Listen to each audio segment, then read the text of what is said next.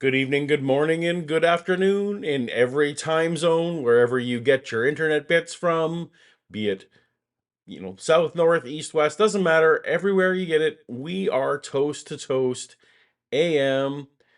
We celebrate Art Bell and many other things. We have a lot of fun. Welcome to our stream. And joining me as always is my good friend Dave. Dave. Dave. Oh, hi everybody. I've been here the whole time. Uh-oh. Oh, wacky. Wacky. What shenanigans. Welcome here. Yeah, Dave's been hanging out here. I have been. I've been kicking Bella out of her bed and sleeping there. It's true. Yep. Bella's very excited to get her bed back. She's gonna be very excited. Oop, wrong one. Yep. There you go. That is the Dave bed for this week. All right, well, hopefully let us know. This has been obviously weirdly, it seems less complicated, but it's more complicated technical. So if you're hearing sound echoes or anything like that, let us know in the chat Mm-hmm. because sounds fine here, but who knows what you guys are all getting. I sound good everywhere. You do, and you look good everywhere. I do look good everywhere. Oh, Indeed. So it's a special edition of Toast to Toast because we're in the same room. we're right here. Like physically, I can just. It's not a hologram. I just wanted to double check and Yep. make sure. Otherwise we can. I don't know what else will be different. Not I can much just else. do that anytime I want to, all night. You sure I can. sure can. Also, we can share drinks. Mm-hmm. Speaking drinks, Dave, Yes. should we share A toast. a toast to being in person? Here we go. Cheers. Dave's taught me to make old fashions. Yes. And they're delicious. Here's here's a toast to uh friends coming together. Okay. That's a good one, right? Cheers. Anyways, have another drink. So yes, there will be no bingo or trivia tonight because this is fun enough. We're This is already, enough fun. yeah. You're getting double the pleasure in a single screen. Good That should be good enough for you people. enough for you. We can always cut over to see what's happening Mhm. in your office. Yep. What would be fun, Dave, is if Yeah. hopefully if someone did break into your house tonight, That would actually be hilarious. that would yeah. we'd be able to Yeah. find out Find out what's going on. what's If happening. we cut back and like everything's missing from the shelf and behind, my Flash Gordon poster's gone. It's like, son of a bitch. That's true. We're probably advertising to people who now know that Mhm. they've been waiting for you to be away. Luckily, my cutting edge security system will do the lasers that it does if anybody breaks in. So don't do that, please. Indeed. Mm-hmm. So we have our special old fashions. Yes. But Dave and I also. Mm-hmm. So we'll see. I've been saving this. Yeah. So I have this very special bottle of Riga Black that someone brought me. Someone very special to me brought me back all the way from Latvia, Riga, Yeah. Riga is in Latvia, I think, right? Yeah. and it's delicious. It's blackcurrant, but we will save that to see if we get for whatever we Yeah. deem will be the super chat of the night. Whatever the super chat of the night It's is. not necessarily the highest amount. It'll be the one that we think, man, that delighted us. Yeah. It might be the amount. Maybe you'll super chat us $100. That's an easy way to delight us. That's right. Paul and I are very simple in some ways. Or maybe you'll just delight us in some other way. Anyway, if we get an appropriate to the right level super chat, there we go. Sure. Yeah. Yeah. Is that good? Are you guys crowding you? We're good. No, We're you all should fine. definitely come and cozy up. Goes up, scooch up. Children, Absolutely. scooch closer. All right. Yeah. Well, here we go. And we have. I'm very excited about tonight's episode, Paul. This is, I think, going to be very good. We have a very good Art Bell episode queued up. We do. Yeah. This one's delighted us. Neither of us have listened very deeply. But it is someone that we were familiar with. Yes. Outside of this whole Art Bell endeavor. Paul and I are both comic book people, old school comic book people. Aficionados. Yeah. Don't so much read the new stuff anymore, but there was a time when I certainly did. And A lot of the comics of my childhood were drawn by this man. Ah, Um, um, you know what? I need to maybe mute your mic from your office. Probably a good idea. Yeah. Yep. uh, yeah, let's mute that. That I might mean, yeah, there we go. should Yeah. theoretically be nothing. Anyway, Yeah. just in case. So, but as you can see on the screen, perhaps some of you can maybe see it. Um, so Neal Adams Yeah. was, if you read comics in the 80s, Yeah. you basically would have read, Or 70s too, or 70s and 70s, 80s. Yeah, he was. you probably would have read something from Neal. He was most famous for his runs on Batman. Hmm. He did work obviously on Green Lantern. He was also on X. I didn't read his X-Men work. I did Okay. because I was an X-Men guy. I was a Marvel guy. Yeah. And one of his famous ones was Superman versus Muhammad Ali Yes. is a very famous Yeah. episode that Neal worked on. Yeah. Anyhow, so Neal, and as far as I know, not a problematic person. Sometimes you get comic book artists and they're famous Yeah. and they're like, oh, they did a thing that we aren't going to talk about anymore. Yeah. And yeah, I guess the other thing would be for those who are, we just want to see if you've seen like Batman depicted kind of like this. This was his like retake of the 80s of how Batman would look with the classic blue and gray. Yeah. Um, a lot of Superman stuff, He did a really iconic run on Dead Man. Yeah. indeed. So Neal Adams, good guy, good person, as far as we know. Hmm. Uh, but sadly passed a few Yeah. years back. Just like 2022. Yeah. Yeah. But he's here on the he's here on. I'm gonna keep pushing the wrong button. There we go. But he's here on the Art Bell show to discuss something entirely different, not comic books at all. Yes. So we'll see how that goes. Yes. Um. Oh. Oh, and Oh. So well, there- normally yes. we're getting some sound effects that don't always normally get happen. Usually only you have to suffer That's through right. them. Yep. Tonight we have to hear it too. So Amanda, we'll see if this is the delightful one. Amanda, first time catching a toast to toast live. That is delightful. That is delightful, but we- I have yeah. to finish. I at least have to finish this drink. I Yeah. think before. And we have to, and you know, Paul, Mm-hmm. as you often say, Yes. we appreciate and adore the super chats. Again, you don't have to super chat to be here. We would do this regardless, and we're just delighted you're here. But they do help. They help cover the costs and help us keep the lights on. But sometimes, as we all know, the super chats are not enough. Now, as always, we have a sponsor. I've arranged a sponsor for tonight's. Good. That is your. That Yeah. is your. That is my. In the as we divide up Mhm. the duties for this show, you Yeah. you get the sponsors. But because of the time changes and the elevations of the flights and things, I'll be like my throat's just it's a little scratchy. I got a little something, and I want to keep it fresh for the show, so I'm going to try to speak a little less. So I'm hoping tonight, Paul, if you don't mind, I have the copy from the sponsor. If you're okay, maybe just reading it this one time.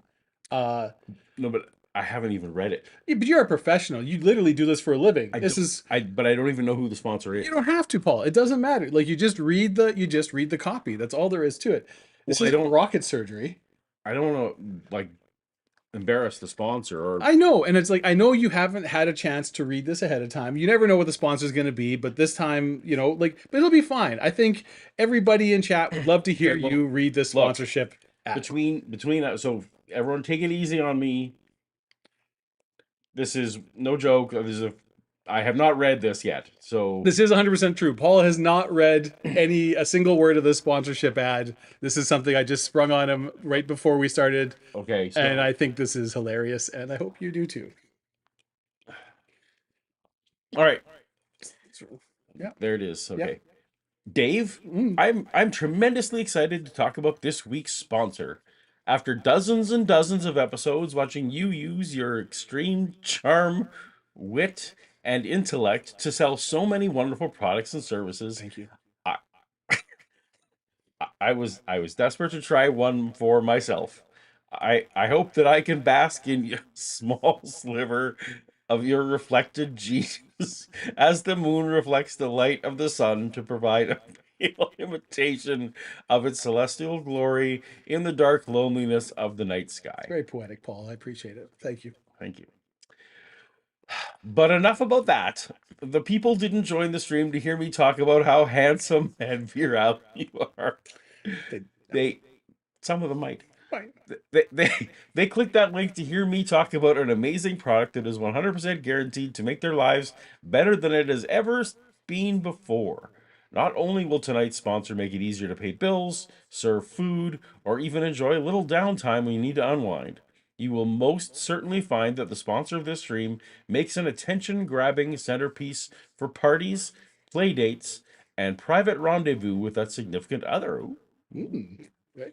I tell you, when I first had a chance to try the sponsor of tonight's stream, I was completely and totally shocked to realize how much I'd been missing out on. Wow, I can't wait to hear about it. This product is a generational game changer on the level of AI, Mm. the transistor, or even really pointy sticks. I hear you scoffing, watchers. I can feel the doubt pouring through the chat window. How can one simple, affordable product make so many outrageous claims? Well, let me break it all down for you by telling each and every viewer about the many documented benefits ad read an ironclad ad read contract we have signed with the sponsor for I thought we don't do that. We do on this case. Yeah. Yeah. We can't stop. We are legally obligated to read all of this, and if Okay. we don't, we actually could be in quite a bit of trouble. So Okay. yeah, All right, just keep that in mind going forward. well, let me break it down for you by telling each and every viewer about the many document benefits and ironclad ad read contract we have signed with the sponsor of tonight's stream. Got coffee tables. Wow, what a big get. Okay, but That's right, coffee tables. Dave, you'll be amazed at how much function and joy can be found in just 1,200 square inches of polished wood. I was a skeptic myself, mhm, but just like my personal just mhm, just like my personal hero, C.S. Lewis, mhm. I've been converted to the truth. Wow, that's a very From this bold point statement, Paul. on, my life will be measured in years BC and AD, which of course stands for before coffee table and after decorating my living room with a coffee table. Mhm. These simply sumptuous surfaces are the perfect height to hold beverages and billboards, dinners and D-cells, and even half a dozen half-eaten humbugs. Wow. What more, Paul? There is almost nothing you cannot place on a coffee table, and I love that. Fuck. Worried that you worried that working at a standard desk or table isn't damaging enough to your back? Mm, Well, a coffee table can make that work surface rough even with your knees, absolutely destroying your posture. wow. Why waste an entire drawer in your kitchen for miscellaneous batteries, Mhm, buttons, bottles, and bric-a-brac when you can just leave it on the coffee table where it will be within easy arm's reach anytime you need it? mhm, Are your shins weak, lacking attractive purple and blue splotches? Just install your own coffee table near any heavily trafficked area of your home, and soon you'll be sporting your own set of stylish and unique bruises that will set you aside at the beach or pool. I could go on and on about mhm. how much I love my coffee table, but I need to save some of that For what, Paul? for the series of erotic web novels I'm writing about a man Mhm, and his gorgeous new piece of furniture and their forbidden love. mm. His series is called Oak and Desire, Ooh, and I hope to have the first novel, Table for Two, out before the end of the year.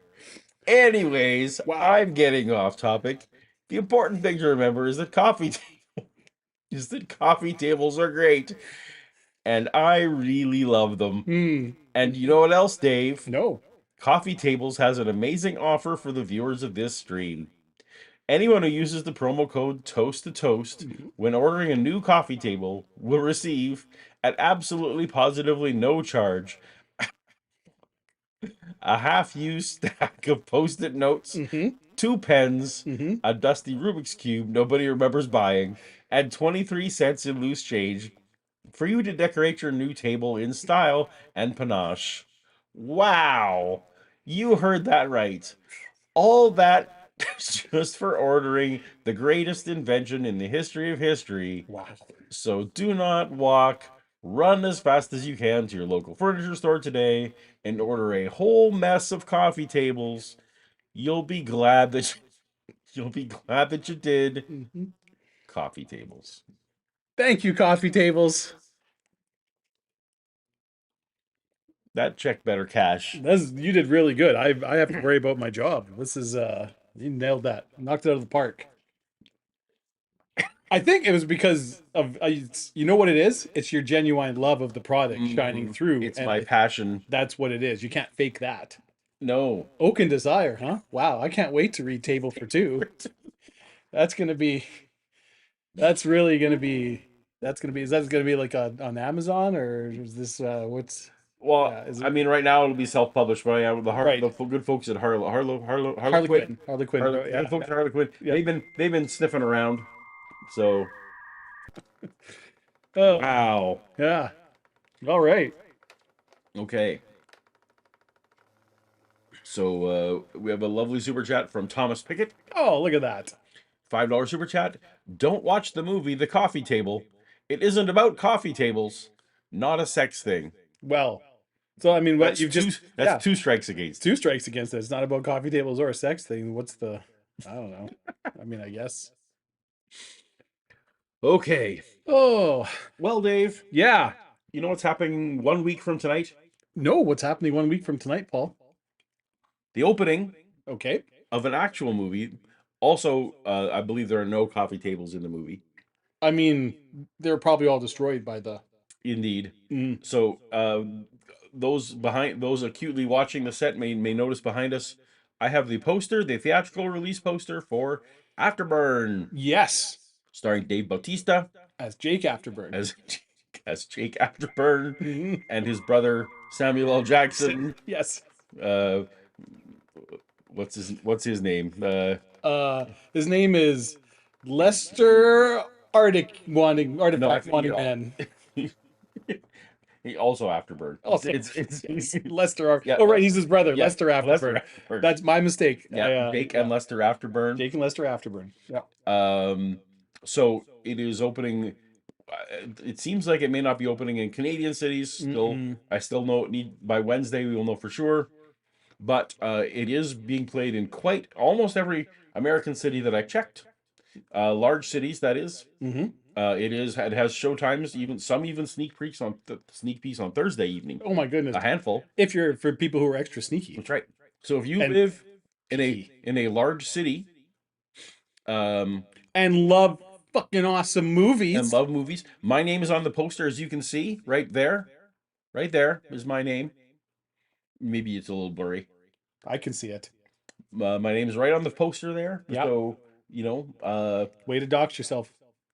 that's true. So it's interesting that we didn't plan this, but on comic book night, Mm-hmm. the movie based on a comic book that I co-wrote will be playing next week. Yes. So there will definitely be no live stream next week. No.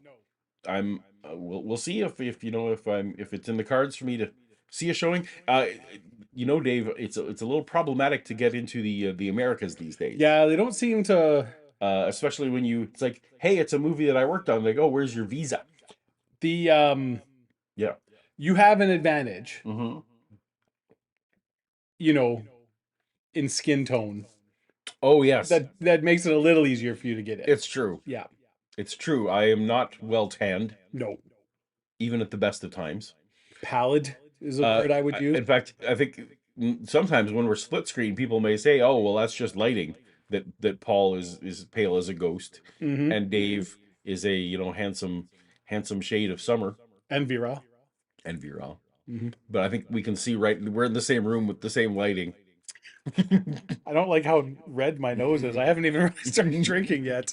Well, I have gotten more sun this week than I typically we're do. gonna blame that on the weird lighting. I'm going to blame it on the The lighting. green lights. I'm going to blame it on the rain. The green lights do make you seem That different. was So, falling, falling. all right. So Yeah. enjoy the Afterburn poster with us tonight. Next week, And then go see Afterburn. yes, If you have a friend, take them too. indeed. I've got one.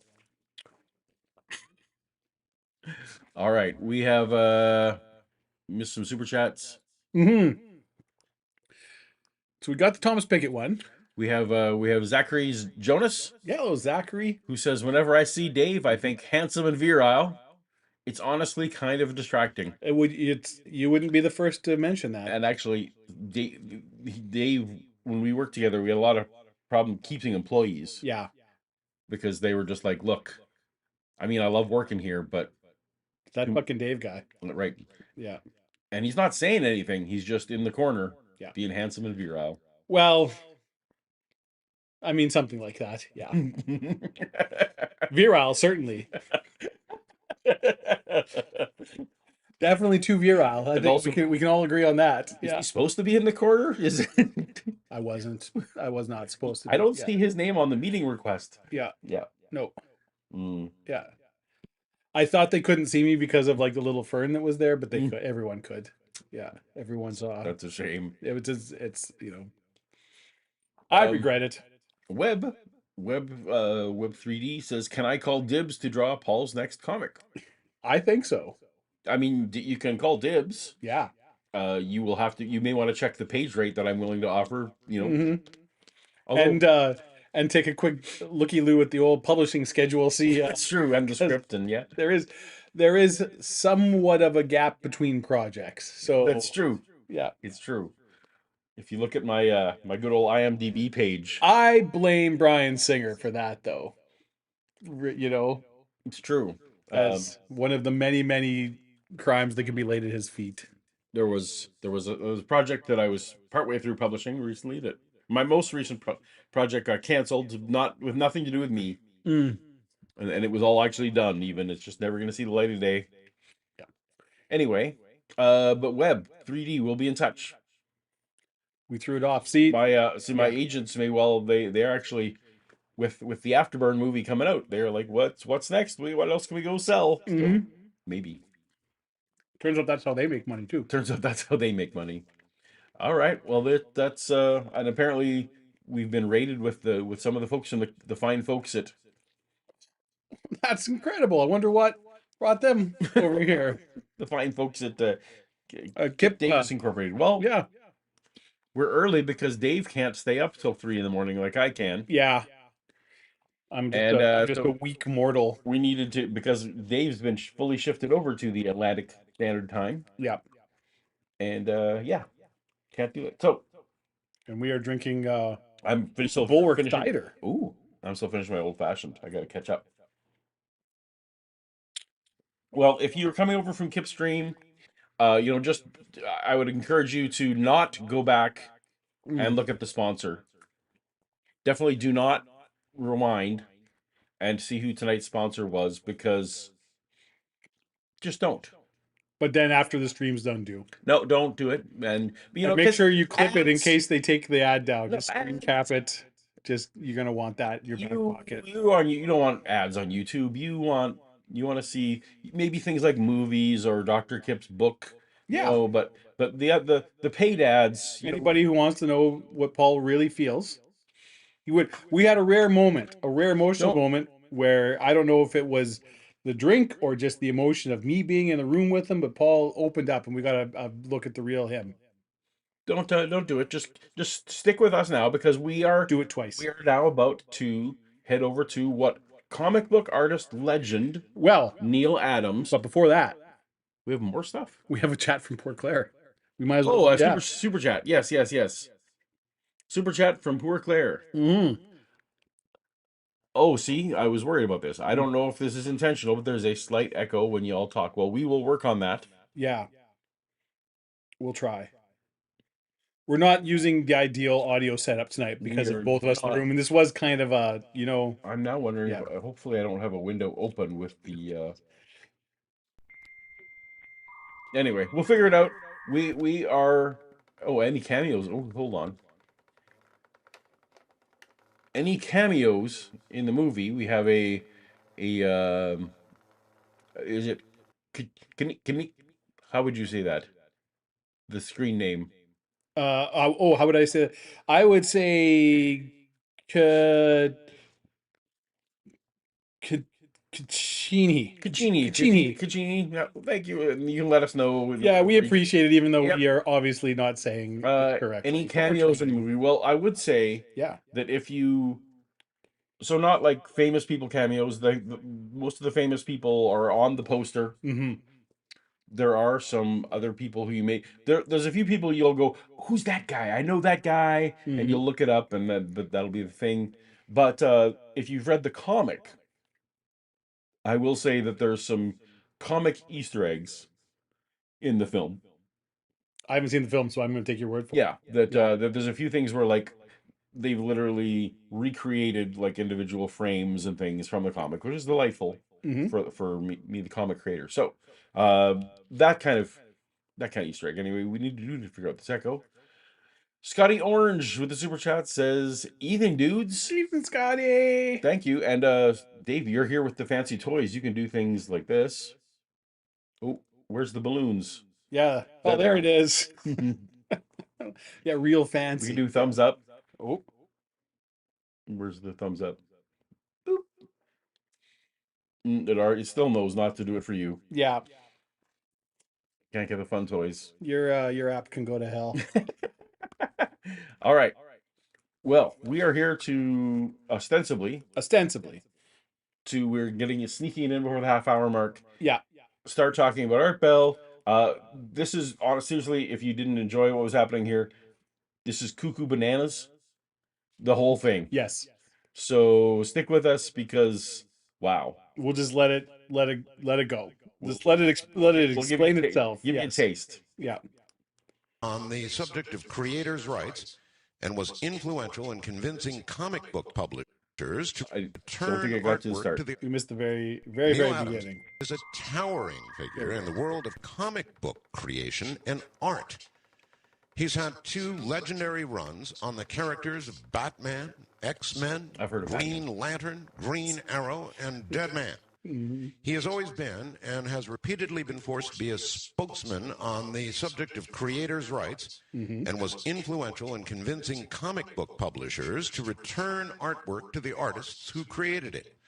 Adams, through the intervening years, became one of the most talked about creator, writer, artist, Was art publisher very echoey? types and innovators in the medium and in the field of computer. Were you turn on the gain? I was gonna potentially try that, Okay. or we could try muting this Animation, mic while we're listening industrial, to art, toy, which and is amusement park Oh, we can do design, that. along with being an amateur scientist. His theory on a new model of the universe is the subject of a forthcoming graphic novel and a 2-hour video, and is quite frankly the only thing he really wants to talk about nowadays. What he does believe is that our Earth is getting bigger, actually getting bigger, and as a result, of course, if you believe that gravity is one of the byproducts of mass, then we're also getting more gravity. In a moment, Neal Adams. Neal Adams, welcome to Coast AM. Or I guess I had to say, welcome back to Coast. I understand. yeah. If Paul, you're one of those wackadoos that believes that gravity is a byproduct of mass, Indeed. this is a theoretical, discovery that's much debated in physics circles. So I'm trying to figure out what else I could mute. What's that thing? I don't know. What if I mute that? Let's do it. See what that does. All right. Well, you guys are gonna have to let us know if the echoing is getting better, worse. Oh, and we turned down. Oh, but apparently art's very quiet. Yeah. Yeah. So So okay. we'll try that again.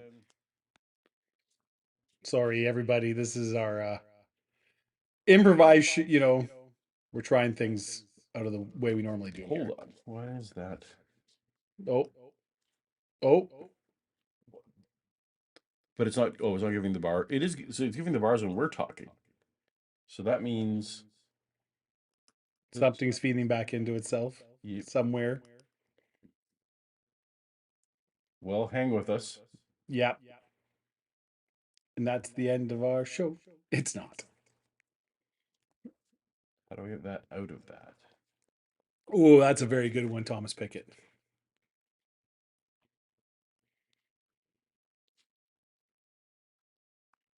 Doobie doobie doo. So let me just remove that input. Okay. So, how was everybody's week going? While Paul's, technically up the technicals, I'll I've had a wonderful week here visiting my very dear old friend and just enjoying. We've just been hanging out, having a good time, relaxing, chatting. Watching. I've got him to start watching Resident Alien, which we're enjoying very much. If you haven't seen it, you should check out Resident Alien. It's absolutely hilarious. Stream mix. We'll turn that off. I'll read some super chats while Paul's doing that. We've got one from KC in High. Is it KC in High or KC in HI? You don't have to super chat to answer that. You can just type it in chat. Aloha. Oh, are you sending us super chats from the islands? KC? That's tremendous if you are. Thomas Pickett, here's a good one, Paul. Of course the earth is bigger. Your mom is on it. That's we do love a good your mama joke. Mm-hmm. Yeah, got him. How do I turn that off? Mark Vernkoff, who's been a member for 30 months, Paul, has chatted Dexter Resurrection and Alien Earth best in franchise. We were actually, that is a conversation we had this week, and um, I haven't seen either of them, and Paul has been trying to convince me to watch both of them because he loves them both. Yeah, if you like Alan Tudyk, then you need to watch Resident Alien. Yeah.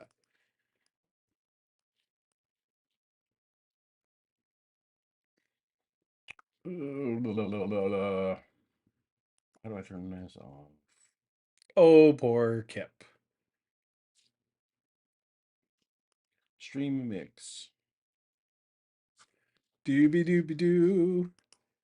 Echo is better. We'll have this all straightened out right away. What super chat do we miss? Do we miss the brain cramp one? Let's be going. We'll have to wait, brain cramp, sorry.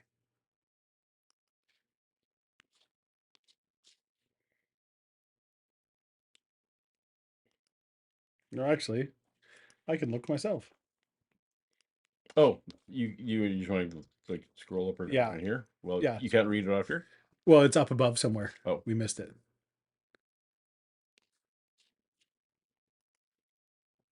Oh, there it is. Yes, missed the start. So glad to see Dave found a portal to Nova Scotia. Yes, I did. I have tiptoed through the tulips all the way back. Oh, what fun! this is good television. Yeah, this is great.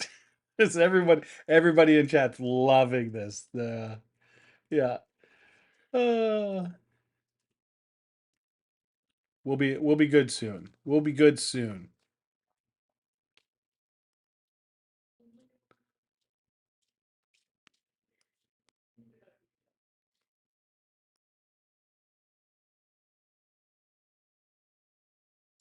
Now you can hear us.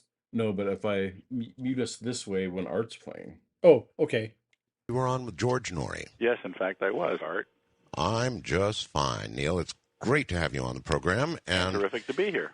when my producer sent me the early information on you, Neal, What ballyhooed you as having to do with Batman and X-Men and Green Lantern and so forth. And I wrote back to my producer and I said, now, what does that have to do with the nature of the universe or anything we talk about on Coast to Coast AM? Absolutely nothing.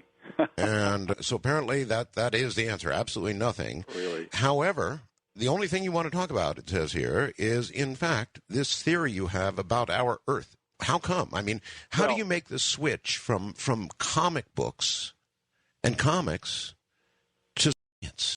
I don't know. How does Leonardo da Vinci study science and also be an artist? Many people who are in the art field are interested in science and other fields, otherwise an active fault. In order to be a really good artist, you really have to know an awful lot. I have my personal interest in science started at a very young age. I used to read science books the way other people read comic books. I used to read about experiments, and then I'd get to the last page, the experiment, and I'd put my hand over it and try to figure out exactly what happened, and then I'd turn the page, and I'd say, it exploded, there you go. So I've always been interested in science, and I use science in an awful lot of things I do. Some of the that I design, I work in parks and stuff like that, and I have to know about ratios and all this other stuff. So I actually... How good the oh, now we're fully in that mix. Great. Yeah. Stand by. We're just going to let you listen to art for a few minutes.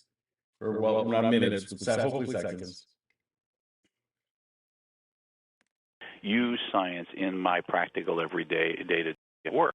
For example, I've seen a number of documentaries on amusement parks and the design of roller coasters and that sort of thing. And there is a very great deal of science involved in that. And there's, in the amusement parks, we use gravity. I mean, every roller coaster that's ever made is really essentially a gravity ride. You take people up to a very high place and you drop them. Only when you drop them in a spiral or a spin or an up and down. And when they get to the bottom, of course, you use a certain amount of mechanics, but essentially it's called a gravity ride. So there's one use of science. It's a drop. All right. Well, okay. So somehow or another, you have come to a belief with respect to the dinosaurs. Now, well, I wouldn't necessarily call it a belief. I mean, nor am I the first one to do this. A guy named Samuel Carey in the 60s made it very clear. He's a geologist from Australia. That it was his view when, about 40 years ago, the scientific community came to the conclusion that all the continents were all on one island on one side of the Earth. Mm-hmm. And that island broke apart in the Atlantic and spread apart and became the continents that we know now. That is essentially scientific dogma. Actually, there's good reason to believe that. If you look at them and you push them together in your mind, they do, in fact, fit. In fact, they do. And you know what I did about 40 years ago? I pushed them together on the other side, and they fit together on the other side, too. And so did Samuel Warren Carey, a geologist from Australia. He pushed them together on the other side, and they fit. That crust that we call the upper tectonic plate of all those continents is between 1 and 5 billion years old. And underneath the ocean, that plate that makes the lower ocean, that deep ocean plate, is only, at the most, 200 million years old. The continents are between 1 and 5. Yeah, we'll just... Oh, but now, why are we troubling? Well, what I could do is just mute this one, so we're only once. Oh, except you still hear echo. We'll just mute the other one. Now you can't hear us at all? Can you hear us at all? Oh, no, that one is popping, but... Okay. Well, that's good. Okay, so this is not going great. We're just going to move on. It's going to be fine. As long as you can hear us now, this is good enough. And I assume. Okay. Now good. Now good. So there's a lot of buttons I have to push when we're doing stuff. Great. Okay. But before you get back to it, Paul. So we've already had a bunch of stuff. I don't know if you were listening at all. So he has explained. You've heard this part. This is the part we listened to, the thing. So he's explained how the tectonic shifts. Please what? Please what? What are you doing? I can't see the chat. Oh, because we're yeah, okay. That the tectonic the continents all fit together, right? As we know they did, that they at one point formed a supercontinent. That this is, geological or scientific dogma, and Art was basically like, well, actually there's a lot of really good evidence for this. We're pretty sure that is exactly what happened. And then Neal Adams said, but interestingly, they also fit together the other way. That if you on the other side of the continent, so basically you can fit them together in two ways. There's the way that you would fit it to be, is it Pangea that's the most recent supercontinent? I don't even know. You might know better than I do. Yes, Pangea is the Pangea. supercontinent. So the way they fit together in Pangea, but also then if you flip them around to the other way, they still fit together like a puzzle. And that the surface of the Earth is between 1 and 5 billion years old, which is a pretty wide margin there, I would say. Between Yeah. 1 and 5 billion. Yeah. Well, Somewhere between those. so We can all agree it's between 1 and 5 I mean, billion. I think most scientists would actually agree that it's around like 4.3-ish or whatever. So that's in the range. Neil thinks. No, but that's in Yeah, but it's 4 to 5 is in the if it's range. 1 to Yeah, 5, 1 to 5. Yeah. What? Yeah, we're in the range. Mhm. The 500% range. Okay. Yeah. So that's where we're at. We're all caught up. Sorry. 1 and 5 billion years old, and that ocean plate is only at the most 200 million years old. In some places, that coast, that undersea, was made yesterday. That's something big. It implies it's new, for one thing. It implies that it's made, and it implies it's been made over the last 200 million years. And in fact, scientists will tell you that. That ocean bottom, that deep ocean bottom, is made ongoing from rifts in the ocean that go down all the oceans around the Earth and Yeah, so were you saying 1 to 5 billion or 1 to 5 million? I thought he said billion the first time around. Okay. Fair enough. Out of sync, poor Claire. Sorry, that's out of our scope at this point. Yeah, we're just gonna have to soldier on as best we can. Sorry. spread them apart.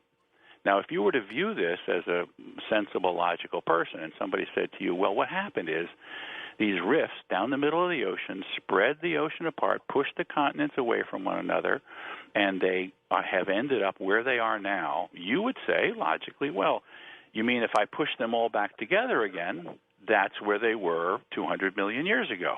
Unfortunately, science doesn't do that.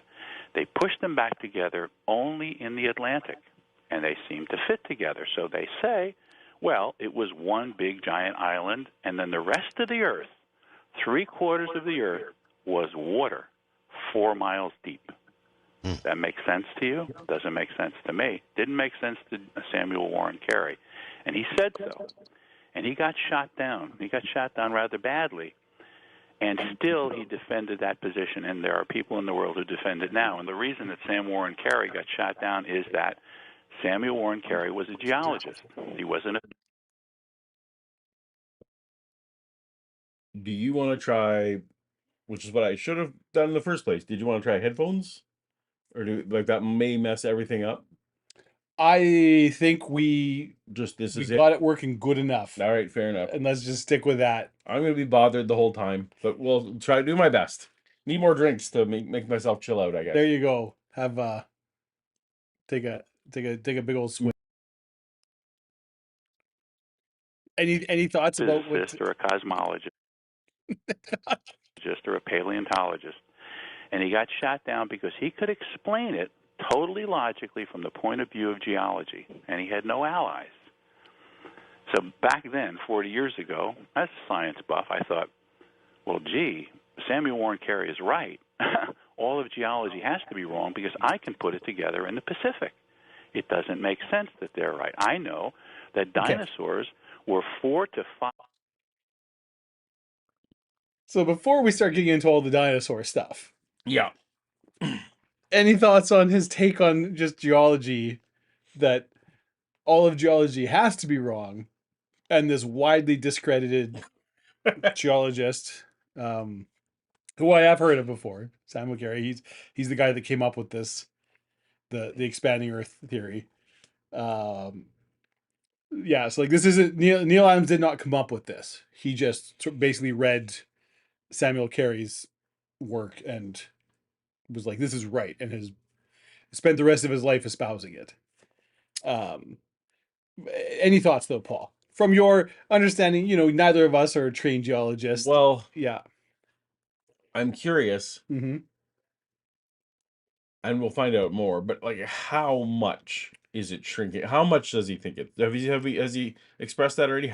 He has not gotten into the Like details. He will, but did it yeah, start off as a beach ball, we don't know. Yeah. or was it like, oh, the Earth used to be 95% of the size that it used to be that it is now? What about the supposition that this has to be wrong because of you? Like we'd almost have to go back and listen again, but trying to get senses like this has to be right because the continents fit together the other way. I still don't know what that means. Fits Yeah, together I the don't other way. get, and it's the To it be, seems a little spurious. Like okay, so we get it. Yeah, the ocean floor. And when I can't remember which I assume he's talking about the Atlantic. He was going that plate is like it's only 200 million years old, or big chunks of it are, because it is, there's a rift and it spreads like it's constant. That's where the tectonic plates are spreading. So that is where new, basically, tectonic plate is being created as magma and whatnot comes up and as it spreads and it's going, and this is the thing that's happening. So that's why it's only 200 million years old, because relatively geologically speaking, it's new. I don't know what part of the ocean he's talking for, but it's like, yeah, that does happen in ocean floors, right? Like you do get new, you yeah, absolutely do. yeah, As the plates expand, like lava comes in to yeah, fill the cracks, and it eventually cools. yeah. It's like he's not Yeah, wrong. He's like there are parts of the ocean floor that were created yesterday. that is It's correct. like it's because it's happening literally day by day it never stops. Okay, Yeah. So, but but if he's like, I don't want to jump for too far ahead, but if the hypothesis is mhm, that it was enough for gravity to be different, that it massively affected biology, yeah. then I guess I need a sense of how much smaller was it. Like, was it enough that dinosaurs could traipse across North America in a day? Hmm. It's and you know what? I feel he's about to get it. He's gonna All right, start getting into dinosaur stuff. So maybe we should all just right. let it go a little Well, while longer, because this is where it starts getting we'll banana pants. see what you say. 5 times larger than our largest mammal today. That means the gravity had to be much less than, and everything that you look at in all the other sciences seems to fit Samuel Warren Carey's view and not geology's view. No, wait a minute. The dinosaurs were much larger than we believe they were. I think I'm muting the wrong thing. I think I need to mute Oh, the mic, and because it's still bleeding into the thing. So we'll give it. I just have a different idea. We're gonna see how okay. this goes. We'll just And then that their extinction was due to a change in gravity? No, no. No. All right. So Because, you go along with the traditional explanation of kabang? oh no. No, no. I think that's probably wrong. I go along with a much more realistic and so I did miss. Oh, why are we getting?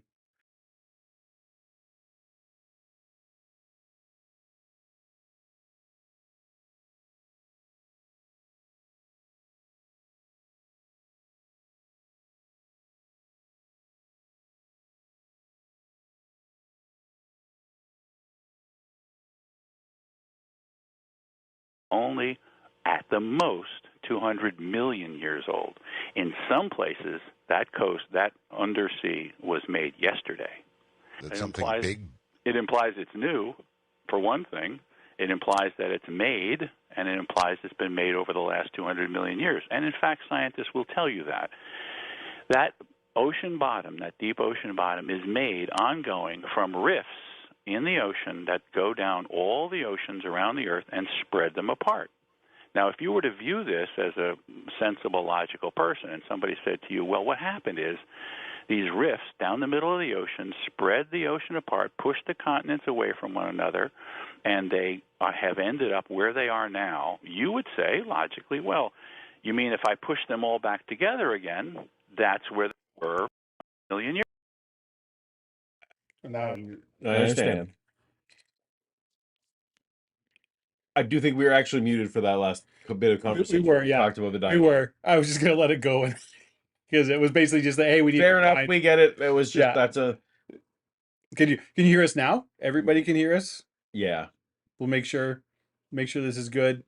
But I need to not mute us over there. I just Yeah. need to mute us over here. Ago. Unfortunately, science doesn't do that. They push them back together only in the Atlantic, and they seem to fit together. So they say, well, it was one big giant island, and then the rest of the Earth, 3/4 of the Earth, was water, 4 miles deep. That makes sense to you? Doesn't make sense to me. Didn't make sense to Samuel Warren Carey. And he said so. And he got shot down. He got shot down rather badly. And still he defended that position, and there are people in the world who defend it now. And the reason that Sam Warren Carey got shot down is that Samuel Warren Carey was a geologist. He wasn't a physicist or a cosmologist or a paleontologist. And he got shot down because he could explain it totally logically from the point of view of geology, and he had no allies. So back then, 40 years ago, as a science buff, I thought, well, gee, Samuel Warren Carey. Sorry, I could have done that. Yeah. So all other fields of science don't agree with this because their evidence doesn't support this. But they're all wrong. And that's why he was shot down, because he's not he's not a cosmologist or paleontologist. Oh, right. Because Yeah, he's outside because you're just a comic book artist. Or no, he's talking about the scientist. Yeah, he's talking about this Samuel Carey, who was a geologist. Who, yeah. Yeah. But all the other people are keeping him out. Gotcha. Mm-hmm. This happens, of course, in other sometimes fields where, say, for example, in biblical studies, mainstream biblical studies tends not to view mythicism as very legitimate, but not because they dislike anyone who advocates for such a position, but the field in general has decided, well, that's not really evidenced enough. And the same things happened in so when Dr. Mary Schweitzer found the first what they call soft tissue, right? Stretchy tissue in dinosaurs. And I think rightfully so, most of the field said, well, that's inconsistent with everything we know.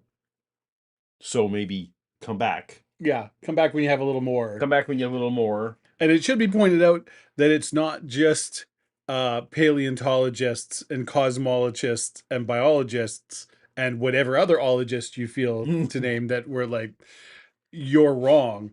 It was pretty much all the other geologists who were like, yeah, no, what you're saying actually isn't supported by the evidence that we are looking at.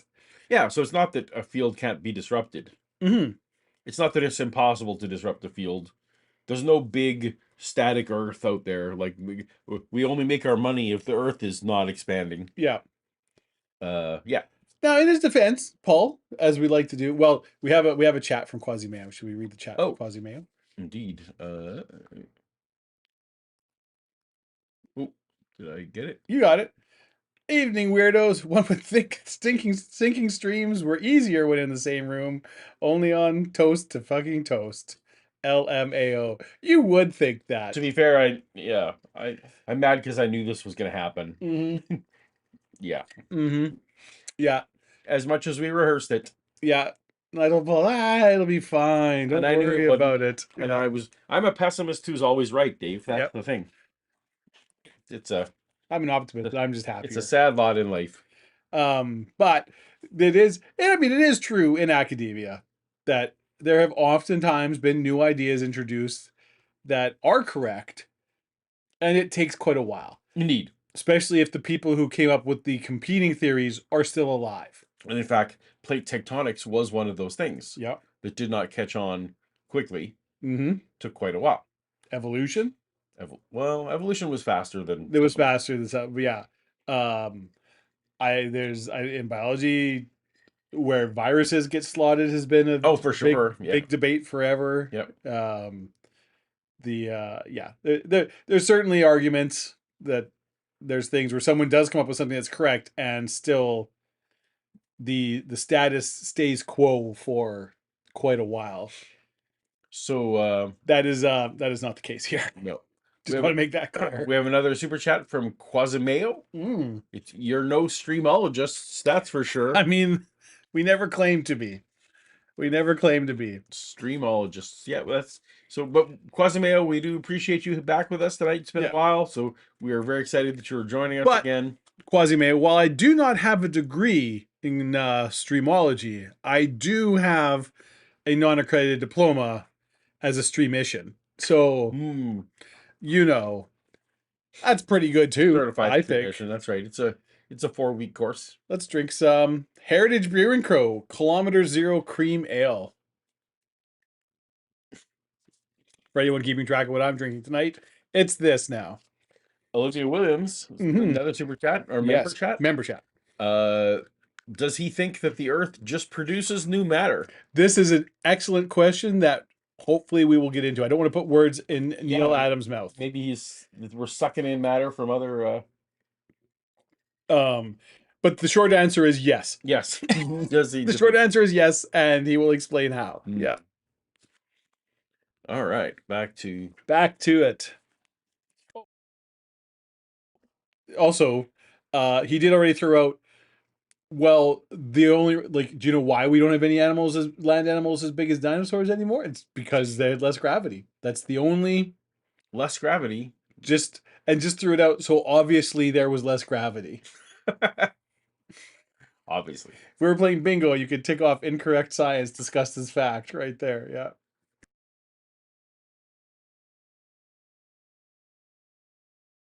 It's right. All of geology has to be wrong because I can put it together in the Pacific.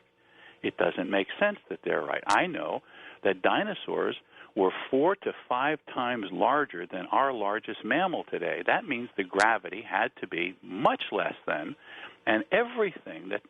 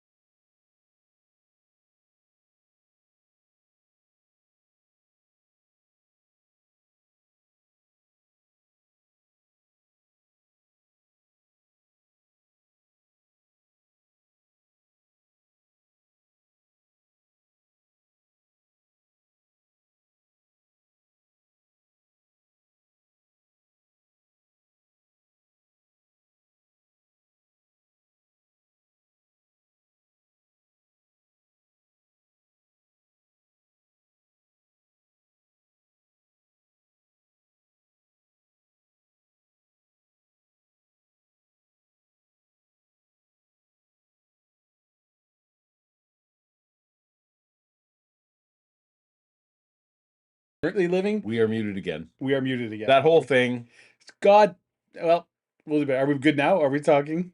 We are. Just all right. Do the colorful green. So we'll just short answer it. Okay, chat. Does anybody know the actual in chat? The largest brachiosaurs that are known recorded. How do they actually compare in size to? Are we still muted? Nope. Oh, we're good. The chat's behind. 30 seconds behind. Right. Yeah. How do they compare to the size of like a woolly mammoth or an elephant? The relatively modern land animals. We missed Paul and I talking about how his numbers don't really stack up, or maybe they do. Yeah, we don't know. I guess I actually don't know how big the brachiosaurs are. So the question that Dave and I are asking: is it true that the largest dinosaur is only 4 to 5 times larger than the largest land animal now? That's our question. So we don't know. Someone in the chat can look it up. Did you?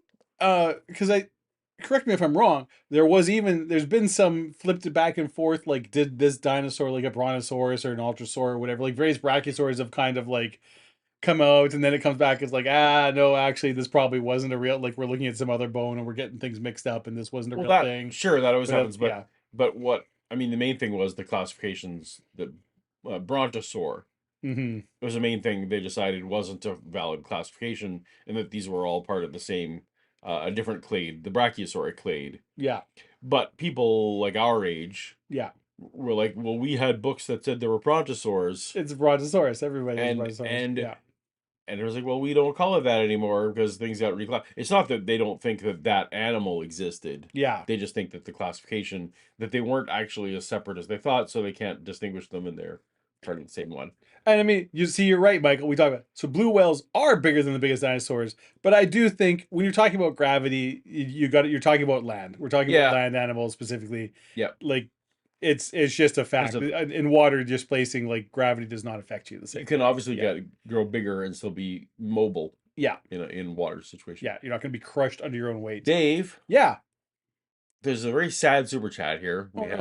We have Quasimeo being out of commission. Wife left me 54 days ago. Oh, that's terrible, Quasimeo. I'm very sorry, Quasimeo, and I'm wondering, do you think that warrants a cheers with? You know what, Paul? With our that special? Does. That is right there. Quasimeo, I'm not sure if you were here. We've been waiting for a super chat of a certain level. Yeah. We were assuming that it would be something more uplifting, but you know what? We are gonna as camaraderie. Camaraderie. Yes, we are comrades. So brothers in arms. Or 1752 original recipe. It's not actually from 1752. Well, it's still pretty good. But it is black. So Dave, this is a black currant liqueur that is. I'm gonna give us this tiny amount. Popular in Latvia. Popular, very popular. So it's a liqueur, so I'm assuming it's like a little probably goes a long way. Yeah. Wanna... No, exactly. These are we do little shots. Okay. I'm not gonna warn you too much about it. You can just experience it. I think it's delicious. So cheers to Quasimeo. Cheers to Quasimeo. May life be better. And here's to new horizons, new adventures. Yep.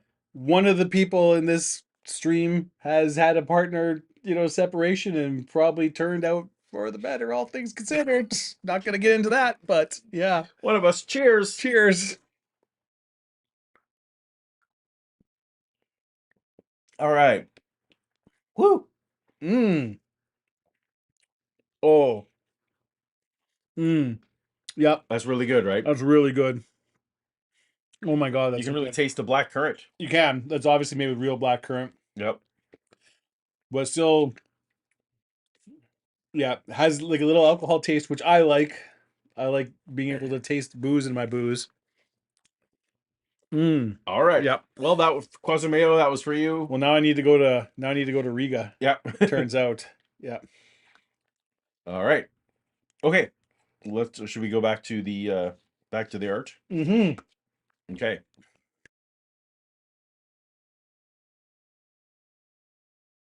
You look at in all the other sciences seems to fit Samuel Warren Carey's view and not geology's view. No, wait a minute. The dinosaurs were much larger than we believe they were? They're exactly as large as we believe they are. You're suggesting then that their extinction was due to a change in gravity? No. All right, so you go along with the traditional explanation of kabang? Oh, no. No. I think that's probably wrong. I go along with a much more realistic and logical way of explaining it, and I'll be glad to explain it for you. Please do. If you don't mind listening. You might suggest to the listeners that I'm going to tell them some stuff that may seem a little bit crazy as we talk. They might want to write these things down because they can look them up and see whether or not I'm really talking facts. And I can assure you many will be scratching away. All right. You know what? Yeah. So, just the dismissive. Oh, no. Oh, no. No, it wasn't that. I do is like, and hey, it's, I understand some people might think some of the things I'm going to be saying sound a little crazy, but I think you'll all find in the end, this is truer than true. We're getting the real truths here. This is, how casually dismissive. I'm going to be. He wants us to fact check him. Just their notepads, everybody. Oh no. Oh, that cute Big Bang. Yeah, that cute little meteorite theory. No. That's fine for kids, but we're adults, aren't? We're doing serious study here. Right? Funny. Yeah, All right, you ready? I'm ready.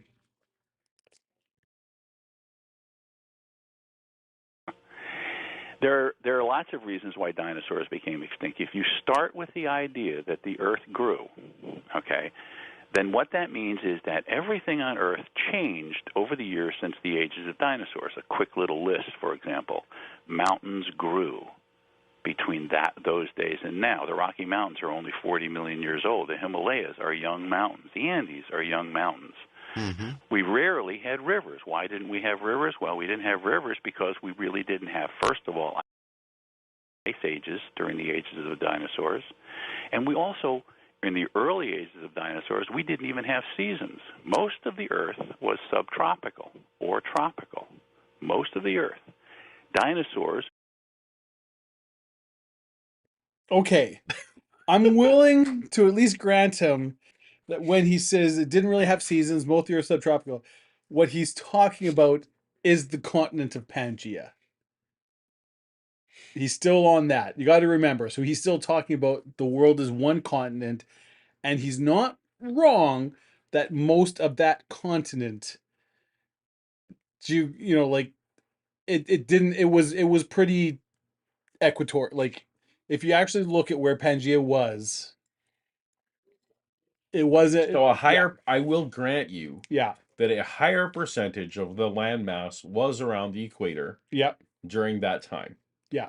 But to say there were no seasons I mean, or no rivers. That's and no rivers, because there were no rivers because there were no ice ages in those days, Paul, and that's where you get rivers from. that's the only water doesn't run all across the ground if you don't have ice ages. I mean, it does after, but unless you've had a fairly recent ice age, I guess you haven't had a river.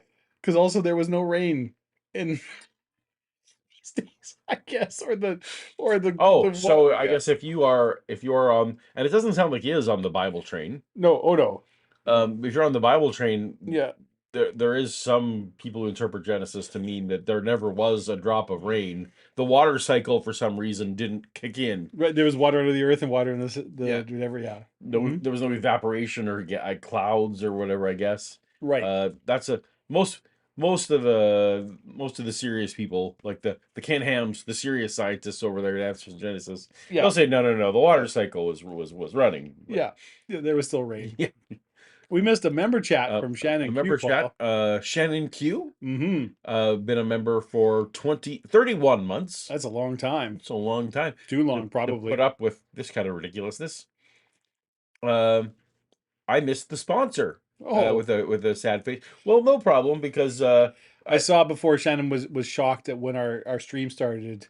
It's almost as if, what we should have probably done is like put it online with a countdown and like on your channel and stream starting of kind of like a notice. sure, like many hours in advance with what the start time was. No, you have to. It would never be as good as the first time, Shannon. You're just gonna have to go back and watch it. No, Yeah, it's probably gone. it's not gone. We had some technical problems and that first part probably got erased. So It sorry. definitely didn't get erased. Sorry about that, but there's not. I wouldn't even check. It's my new ringtone. I wouldn't even check. It's probably. It's my new ringtone on my phone. If anyone calls me, there's a 3-minute ringtone. It's that sponsorship ad. All right.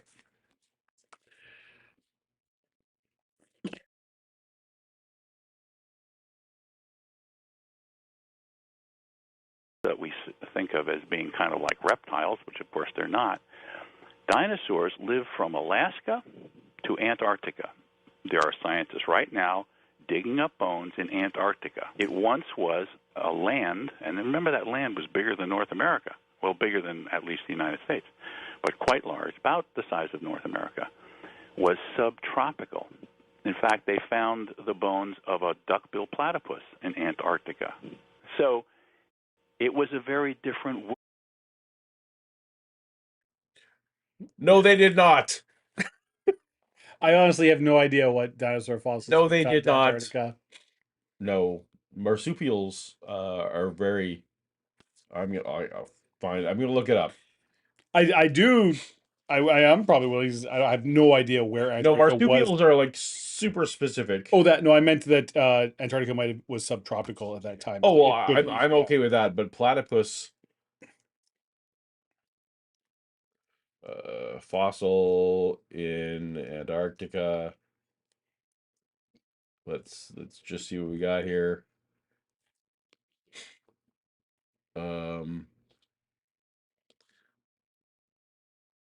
Yeah. Are you saying they did find one? No, but Pangea, the Antarctic continent in Pangea was The platypus and kind of bombier. came from the South Pole. Huh. So And ads for whatever. All right. Well, okay. So me being upset maybe. So I don't know what I'm talking about. Yeah. And he does. I think you. Yes. Are you offering an apology to Neal Adams? I owe Neal Adams and his estate an apology. Yeah. Well, that's very big. Yeah. All right. And that's not a short joke.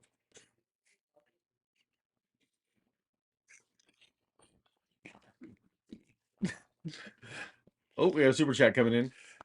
I'd feel bad, except Paul was making a bunch of cracks about having to get a wide angle lens before we started. And I think we all know what he was referring to there. I know I need to lose weight. My big forehead. Your big forehead. Yeah, which again, cool. Yeah, bring that up. You're an asshole. Well, that's why we can't have all the spotlights on today.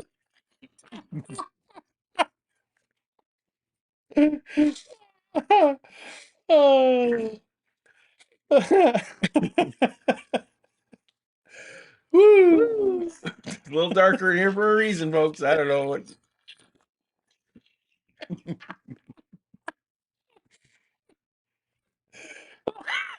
Yeah. All right. All right. The brain cramp. The brain cramp. Yeah. Says marsupials migrated to Australia from South America through Antarctica. All right. Okay. Fair enough. Yeah, Paul, you ignorant slut. Yeah. Whew. I knew that. Thank you for correcting the record. Thank the you. Brain cramp. Yeah. We do Well, want there you go. one thing. If there's one thing we do want, we want the record to be correct. That is true. We do actually, we are always willing to be corrected. Neither Paul or I claim to be experts in everything. That's where we're always willing to be corrected by our betters. Indeed, which is pretty much everyone. That's a straight up lie, Shannon Q. What a change. Oh, storming into the office, yelling doesn't count as being on. I guess then if that's your definition, then no, you haven't been on the show. Yes. No, we did that charity stream that one time with the lovelies, Dr. Josh Dr. and Josh and Dr. Megan. Was Shannon in on that? Yeah. Okay. So there you go. Yeah, I think so. Unless I've been kind of drowning my technical sorrows here pretty quick. So Yeah. maybe. I don't know. We'll figure it out. Between you and me. Yep. Shh. This wasn't the first drink Paul and I had today on this stream. Shh. It's fine. This is fine. World. Not only was it a very different world, we say that all the land was connected in one giant island on one side of the earth, which makes no sense to me, but that's what they say. Now, I've done maps that show that you can animate all those continents down to a smaller Earth. If you do, then you explain the fact that dinosaurs were 4 to 5 times the size of our normal animal. Okay. Yep. Go ahead. Dinosaurs. Yes. Were 4 to 5 times the size. I get it, but I wish you would quit, because there were dinosaurs that were, smaller than the average dog, right? They were very tiny dinosaurs. Dinosaurs. Yeah. Timothy Harmon is a challenge for you, Paul. We didn't super chat it. Oh. This one? Can you name the actors?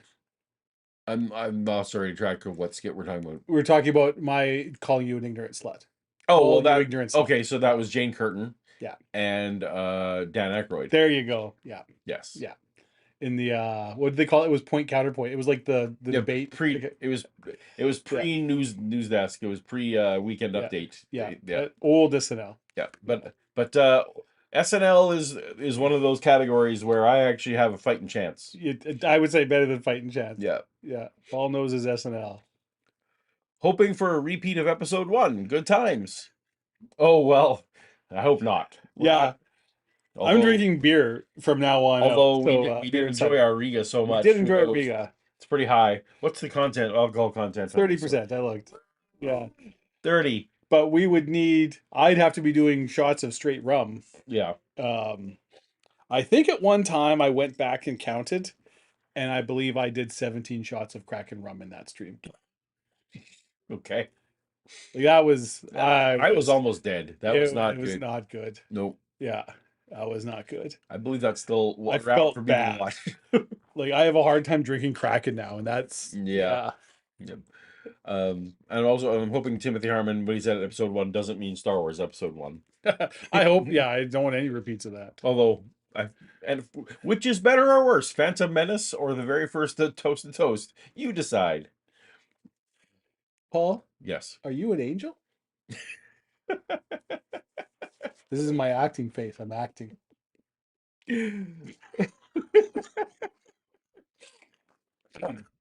I got him. He's a goal, no doubts in there. You don't trick me. You don't the Padres. I'm trying to think of any water lines. Obi-Wan, we're not actually here to free slaves. Okay. All right. Okay. Yes. But we can all agree the sound design in the pod race was really, really cool. Mm-hmm. Yeah. Funny. That Duel of the Fates? Man, John Williams knocked it out of the park with that one. I guess they didn't definitively enough kill that Darth Maul. They didn't.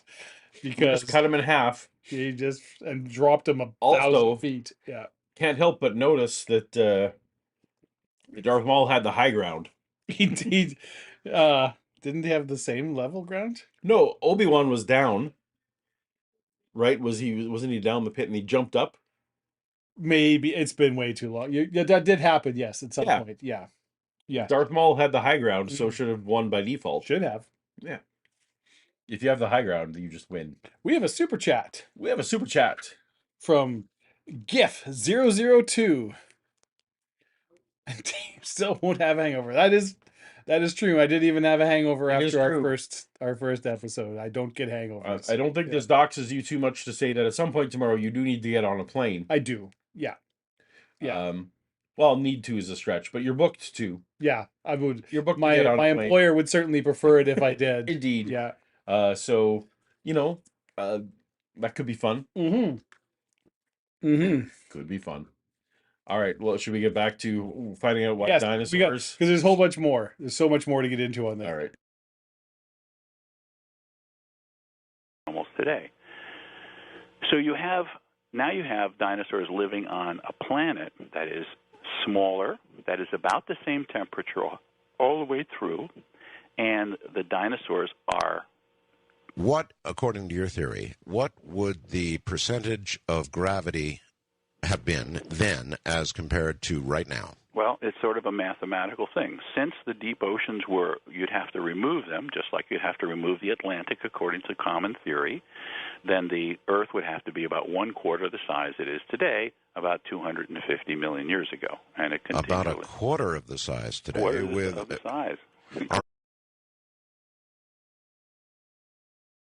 That is the piece of information I've been waiting for. Also, there's math wrong. Okay, explain. So gravity is a product of mass. A sphere 1/4 of the size actually. Well, I guess it depends how you say quarter. If you're saying 1/4 of the size diameter, that's actually a lot less mass. You're assuming he meant 1/4 of the radius. I guess that's true. So if he just says 1/4 of the mass, then that's true. I'm jumping to conclusions. But you're not wrong, Kip. It is a superpower, and it is accurate, and I have evidence. But help here. So, what percent of? So what's 4/3 pi r cubed is that right? What 3/4 pi r cubed? What's the But formula? the formula for mass of a Yeah. sphere? Oh, Paul. No. So I have Ooh, I just assume you're I do asking chat I and do not have me. a high schooler Yeah. helping joining coming here Yeah. soon in the The 4/3 pi r cubed. You were right. Okay. I was right. You were right. 4/3 pi r cubed. Yeah. Okay, so if it's going to be a quarter of the mass, so it's really 4/3 of a quarter. Yeah. So it means it's like 30% smaller. Yeah. Okay. Yep. Yeah. Yes. Yeah. Yes. So okay, so it's not a quarter the size, it's 30% smaller. So 70% the size ish. Right. That's still a lot. That's still a lot. Yes. That's still a lot, but okay. Yeah. All right. Well, people in the chat can correct our math because I am not going to file any taxes based on that. It's very easy to explain, Michael. Where do you think all the extra maths for the Earth is coming from? Got to come from somewhere. It's coming from we're cannibalizing other planets. KC is your depth. It is your density. Someone has made, I don't know if it was AI or if they physically made the prop, but it was in the style of old Kenner, a Darth Vader figure. Yeah. But it was from Back to the Future. It was Darth Vader from Back to the Future in the package. Oh, okay. And yeah. I'm like, I would have bought that. Yes. I so would have bought that. So it was all Star Wars packaging, Star Wars Darth Vader, but it was in the yellow hazmat suit. Yeah, with the Darth. Sorry. No, mask. it was Darth Vader of Vulcan. Yes, Darth Vader of Vulcan. Was yeah. I would have absolutely bought that figure. Oh yes. So as a kid, this is a weird time because the things I imagined when I was like 8 or 9, one of the things I wished was, what if you could like put in a photo? It literally is brain crap. I am. Yeah, what? Dave's got the good. I got the good chair. He's a consummate host. You give the guest the good chair, and I get the good chair. Yeah, and I appreciate it. When I was a kid, I couldn't afford all the action figures that I wanted. No, none of us could. No, who could? No, even adults really can't afford all the action figures we would want. But in my head, I was dreaming of this day. I'd spend the time at night because I couldn't sleep. Be like, well, what if one day you could scan a photo, and it would be able to tell, like, make a 3D representation of that. It's impossible. Science fiction. Of course, in my head, it's like, well, that's the craziest thing. That will never happen. That will never happen. And of course, there's 95 tools that do that now. Yeah. And also, but then imagine I could print it. I mean, nowadays you could take that and then create a video where it kisses you. Like, right? That's yeah. But I'm just like, if 8-year-old me could live now, like this age of me is not taking advantage of like 3D printing joy or things like that. It's but neither of us are 3D printing people. But 8-year-old me would have been a great time to live. Yeah. But I would have that me had only seen Star Wars, this holiday special, and Empire Strikes Back, and that was it. Right. So in a way, that kid was ahead of the stuff we've seen, the horrors we've seen. I would like to. Can you just pull up the Bella cam real quick, Paul? Yeah. Okay. So, look at that adorable. I would just like to point out. So that is in fact my bed. That I am. It's Paul. Paul owns that bed, but this is the bed I'm sleeping in. Just in case anyone chat, I am very allergic to dogs. It's true. Been keeping Bella out of this room all week. Yeah. But because I knew Michael would whine about it, if it wasn't there is now a very shitty dog just sleeping where I am going to be trying to lay my head and sleep. Me, who's allergic to dogs. That's the sacrifice I'm willing to go through to get even the slightest bit of affirmation. So that's right. So actually, strangers on the internet. So a portion of the super chats tonight will be going to allergy pills. To the allergy medicines I'm going to need. Yeah. Also, I feel like you could put your head down at the base there. You may want to put your head I might. leap the opposite Yeah. way. When you were a kid, did you ever Yeah. have any of those? They were like balsa wood sets of like dinosaur bones. So you like put it together and make the dinosaur. Uh, no, but they existed. So in the Mennonite community I was, you didn't Mm. buying wooden toys was like, so in a way, like buying plastic toys, they kind of like okay, but buying wooden toys was an insult to the rest of the community. So Okay. sadly, no. Mm. But I'm aware of I'm aware of what you're talking about. Because I used to. So I grew up in Calgary. Would often, as many children in Calgary do, go to the Calgary Zoo and The best the zoo outside of San Diego in North apparently the best America. zoo in Canada. Yeah. With a cool and large dinosaur park, like this whole dinosaur thing. It's all like fiberglass, but it's cool. But they always had those in the gift shop.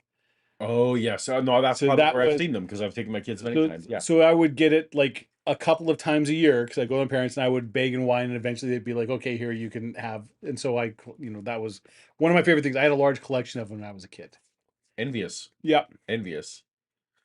There's a super chat here Mm-hmm. from one Shannon Q. A Shannon, I believe it's pronounced Shinnok. Shannon. Shinnok. Yeah. Blake. Blake. Blake. Are you present, Shinnok? Shinnok? Is Shinnok here? Do you want me to uh, bring you my office chair, dumbass?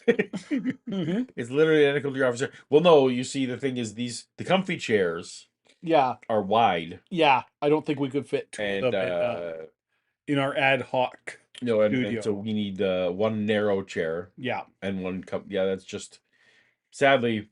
Well, although maybe the And audience, physics dictates who gets the narrow chair and who gets the wide maybe the chair. audience This would is- agree. yeah. Maybe only seeing part of each of us would be better. I don't know, No. but Or maybe we need to be a little we just closer. cuddle. Yeah. It's adorable. But no, thank you, Shannon. We had considered already asking permission to borrow your office chair, but this is fine. I feel like Kip's just got an axe to grind here about You've had Richard me Carrier. you've had me working on my kitchen chairs all week, so That's true. yeah. Yeah. So no, You not really much could have. different. You honestly could have come and worked here. It would have been fine. Not while you're sleeping. I wouldn't have minded. You might not have. Yeah. That's just made it just been uncomfortable for me, I guess. Yeah. I talk in my sleep, Yep. and I'm editing away with Gary Habermas and Dave's saying Yeah. weird stuff. That's it, Paul. Yep. Pick that soap up. I don't even care if it's anyone's name. I don't need anyone's name. All right. We have a super chat from Thomas Pinkett. Can you imagine going back in time to 1983 Mhm. and stop a showing of Return of the Jedi after they rescue Solo and tell them that Star Wars will suck from now on? I feel like it's at the point where Yoda died that it got. I think you could let it play up into where Yoda died, which is like a minute and a half after what they're talking about the rescue Solo. I still think the space battle outside of the Death Star You're not wrong. is one of the greatest. Cinematic achievements. Like even from like Visual because I'm a effects big fan of achievements. World War II movies and some of the fighter movies and stuff, which Yeah. very much that took inspiration from. But it's so well done. Yep. The stuff on Endor is fine. Yep.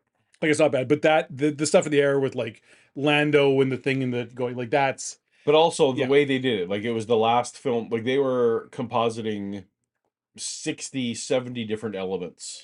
I mean, it's trite and cliche, but certainly the first time, so like when Luke takes Vader's helmet off and he's seeing the scarred face of Anakin, and he's Yeah. and he's like having this heart to heart moment. They're connecting, like that's good. That's good stuff. So I'll Right? admit, Like, so yeah, maybe I was But- maybe I was immature, maybe I don't know what, but I was 12 yeah, when I first saw Return of the Jedi. I guess 11 technically. yeah. It was very close to my birthday, and I loved the Ewok. I thought the Ewoks were great. Absolutely. I did. I was, yeah. And I know that people around me were like, I had this vague sense that Mhm. people older than me didn't like it, but I thought it was just this great metaphor of like the I rolled with it. It was like the technologically advanced lost to the people with heart. Yeah. Yeah. I just thought they were cool. That Yeah. was it. But I will confess that part of my contribution in when I worked on Battlefront 2 Okay. was like Ewok Hunt.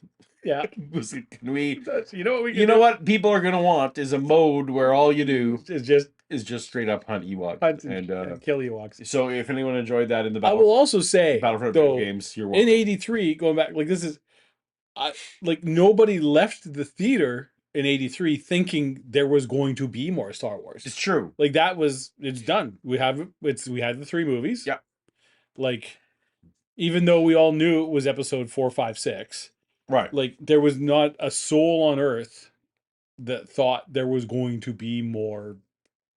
I mean that's a bit of an exaggeration, but like your average person, like we had their movies, like it's done. Yeah. Certainly not TV series, like all this the stuff we have now, the cornucopia of mediocrity that has been presented. Yeah, it's funny because now everyone just knows what legacy sequels are, right? Like this whole like we're dredging up a property that you have.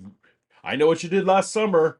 We're gonna dredge that. Like also, like right now, no one would believe it. I won't have the droids cartoon dragged through the mud like that. It was fantastic. Who dragged about? Who said? Well, they'd say that that this would Star Wars would suck from now on after 1983, Oh. and it's the droids hurt. The Ewok cartoon was. The Ewok cartoon wasn't good, but the droids cartoon. Yep. In trouble again. Although I know the Ewok song better. Yeah. Ewoks. Creatures from the forest moon. And you think I'm doing a bad job? No, You're I'm not. No, that's how it went. Yeah, with the E. Someone get the Suno on that one. We need a country remix of the Ewok song. No, we don't. All right. I've lost track of where we are on the art bell. So I don't know, but Kip agrees. Droids was awesome. There you go. There's my boy Kip. Perfect. Yeah.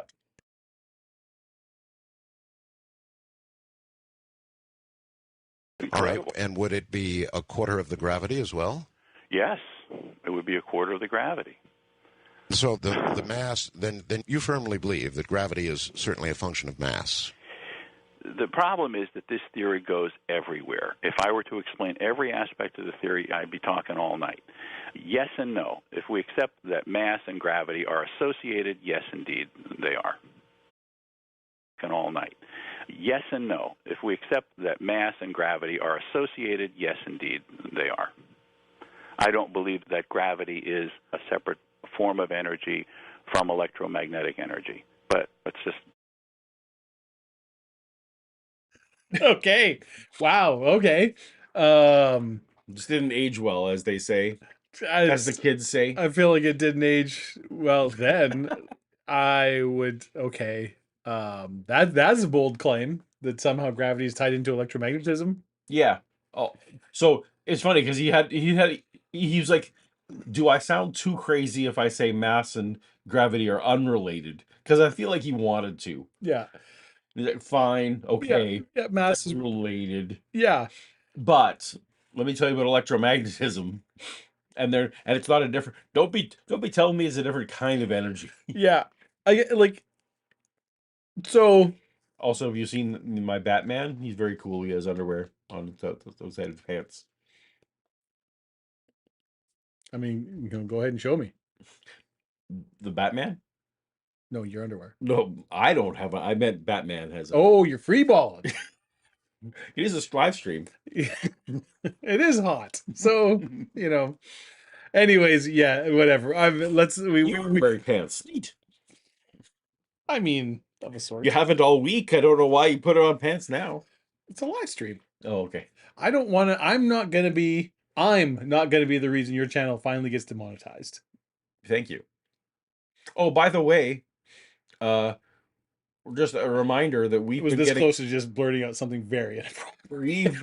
We've been getting demonetized because of the Art Bell folks. Mm-hmm. So enjoy the stream tonight because it may not exist It tomorrow. may not exist tomorrow. Anyway, carry on. What were you gonna say? I was gonna say I'm not gonna get into a. We just went on a 15-minute tangent about Return of the Jedi and droids and Ewoks. Yeah. We don't need to get into the unified. There is, the physicists are Batman trying the Kingdom. universe. The Oh. physicists are actively trying to figure out how electromagnetism and gravity play together and have a grand unified theory that explains everything, and nobody's done it yet. That's fine. Moving on. I'm not going to keep it in my pants. I'm going to share it with the world. When you are blessed like I am, you have a moral and ethical obligation to share it with the world. Right, Paul? Indeed. Mm-hmm. Quasimodo, I worked on the first 3 Battlefront games. So Oh God, here we go. both on the story team and as a tester and in the marketing department for those teams. That was where I got dragged into the video game industry kicking and screaming against my will largely. Because my boss at Lucasfilm. Yeah, I guess we should point out you were not a developer. Like, you weren't working for LucasArts. No, I was I was in the Q&A team. I was literally sitting But that wasn't your employer. Like, you were brought in. Well, that was at the time when they merged all of us into. You weren't a developer on the Battlefront games. I did not. I was not a developer, but even though you have a software development background, correct. That wasn't what you were. Yeah. But I was literally on the story team for that and Lego Star Wars, and sorry, Angelfish just threw up one of my absolute favorite Simpson quotes of all time. Oh, but we can get to that. And the Force Unleashed was the other game. Yeah. What did you work on any like good LucasArts games? Huh? I might be biased, but I feel like between Force Unleashed, Lego Star Wars, and Battlefront 2, those were among the pinnacle of the later. How much time have you spent playing any of those games? A lot. At the time, but how many? But after having moved from California, not a single minute. Not a single minute. I played a shit ton of Battlefront and Lego Star Wars is good. Force Unleashed was okay. Yeah. Anyways, Angelfish writes has generously, Paul, for some reason, Angelfish decided to give us $10. I don't know why. Don't you hate pants? That is The Simpsons. Yes, one of my all-time favorite. When Homer desperately wants to burn his pants. But we have a when Krusty becomes a George Carlin.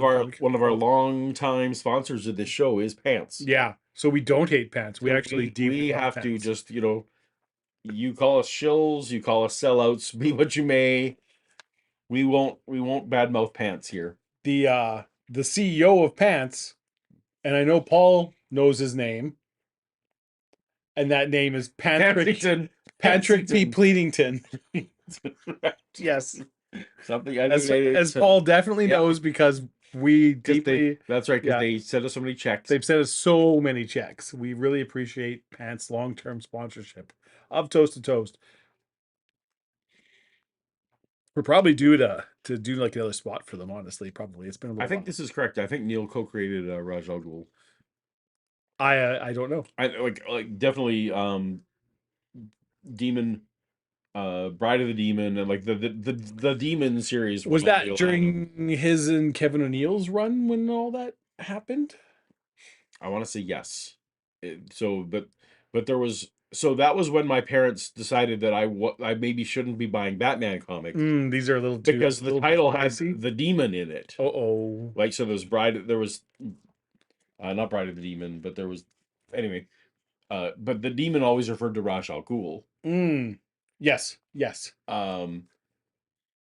And like, never mind that there are other comics that literally had Etrigan in them, right? A number of other demons. Yeah, like other demons, but no, these ones were like maybe our kid shouldn't be. Well, and as good Mennonite parents, they maybe shouldn't be letting me read Batman comics. I mean, there's a number of reasons. Yeah, I didn't realize that the Teen Titans stuff that I was reading was risque at the time. I was just. Robin is cool, but holy shit, is it? Right. You read some of that '80s Teen Titans now, and it's like, sweet Jesus! Yeah, they sold this to children. Yeah, isn't it nice? They're sharing a towel. Isn't it nice? Yeah, saving on laundry. It's really too bad they can't buy a shirt that fits Starfire. That's sad. That's what we got to go with, eh? Yeah. a little too complicated to get too deeply into that. No, but is it fair to say it's a function of mass? I think it's fair to say that. Okay, so that long ago, you think the Earth was 1/4 of the size it is now. The gravity involved was about 1/4 of what it is now, and therefore dinosaurs, being that big, were able to walk, perhaps even jump around in that low gravity. Well, for example, you have a Tyrannosaurus rex. There is a debate on this Discovery Channel between two very prominent paleontologists who talk about a Tyrannosaurus rex. And they say, well, since a Tyrannosaurus rex was the size of or larger than an elephant, one of them says it was a scavenger because it couldn't go faster than 10 miles an hour.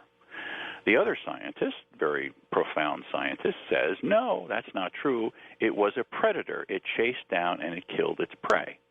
The other scientist says it couldn't chase down and kill its prey because if it took a right turn at going 50 miles an hour, its head would snap off. Well, that's true.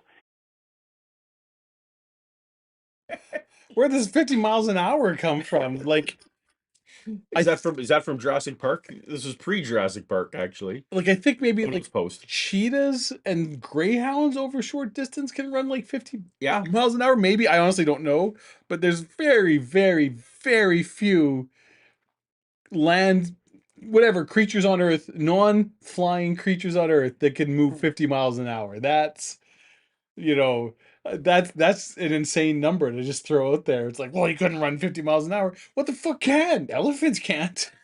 It's just not, yeah. Horses can't run 50 miles an hour. What the hell are you talking about? Also, this notion of just like they snap their neck. I mean, well, we don't know. We don't. I mean, Yeah, we don't. They can model things, but for ages they thought T-Rexes were almost like upright versus like they're most of the time now they're posed yeah, almost horizontally with the long tail to balance and yeah. But I mean, at certain points they thought they were standing upright like Japanese Godzilla. Let's Google what is a T-Rex theoretical. I can spell speed. What is Meanwhile, Scotty Orange, well, you looked that up. Scotty Orange in the super chat says, "You guys remember chat? I think you guys ever dream of a sponsorship by Cargo Pants?" Yes. So I'm gonna be pedantic, and so here's the trouble because of who I am and how anal I am about things. One of the pants ads, maybe the very first one, I've thrown out a line where it's like now available in like cargo dress and something. So there is a reference to cargo pants in a pants ad. One of the pants ads. But yes, I think we should do a full. You know what, Scotty? And if we do, it's because of a great idea that I've had and been working on for a long time and is no way related to anything you may or may not have suggested at any point. And we disavow any knowledge of your super chat. Legally. Also, I believe legally, just remember anything that anyone enters in the super chat becomes property of Paulogia Incorporated. Mm-hmm. Yep. The intellectual property. You all signed the EULA when you That's joined right. up. Yeah. Technically, I own Kip Davis's book. I'm pretty sure. I mean, for whatever that's worth. No, I don't mean just a copy. I feel like I have. Yeah. I go. Oh, all right, great. Well, it'll make a great stage play. Yeah. Like the Book of Mormon. I mean, so somebody else will make a great stage play from it. But we'll get the money. Yeah, we'll get like Trey Parker and Matt Stone. Yeah. We'll get some of the money. They're going to want their cut. I mean, you can't get Trey and Matt for free. Sure. Yeah. Sure, but the point is that Kip will get none of it. And you got to pay if you want somebody to polish this turd. So, yeah. Keep in mind that we are still sponsored by books. Absolutely. Yeah. Good books. Like the whatever the nautical thing that I have, the nautical dictionary. All right, very good. Which is actually a really cool book. So, but I have actually started reading Kip's book now, and I'm enjoying it. It is a good book. It is a good book. I love the Kip is very, very good at like when it starts getting, as somebody who is not a scholar and doesn't have an academic, when it starts getting a little heavy and go, and he's like, hey, but it's like this thing in The Simpsons. And then going to be like, oh, I understand Simpsons, which is good because Kip's very good at explaining to somebody like me who's very dumb. That's what I've been saying all along. So I actually think like Kip would make a very good teacher, or he is very good. I do joking around. It's a good book. I highly recommend it.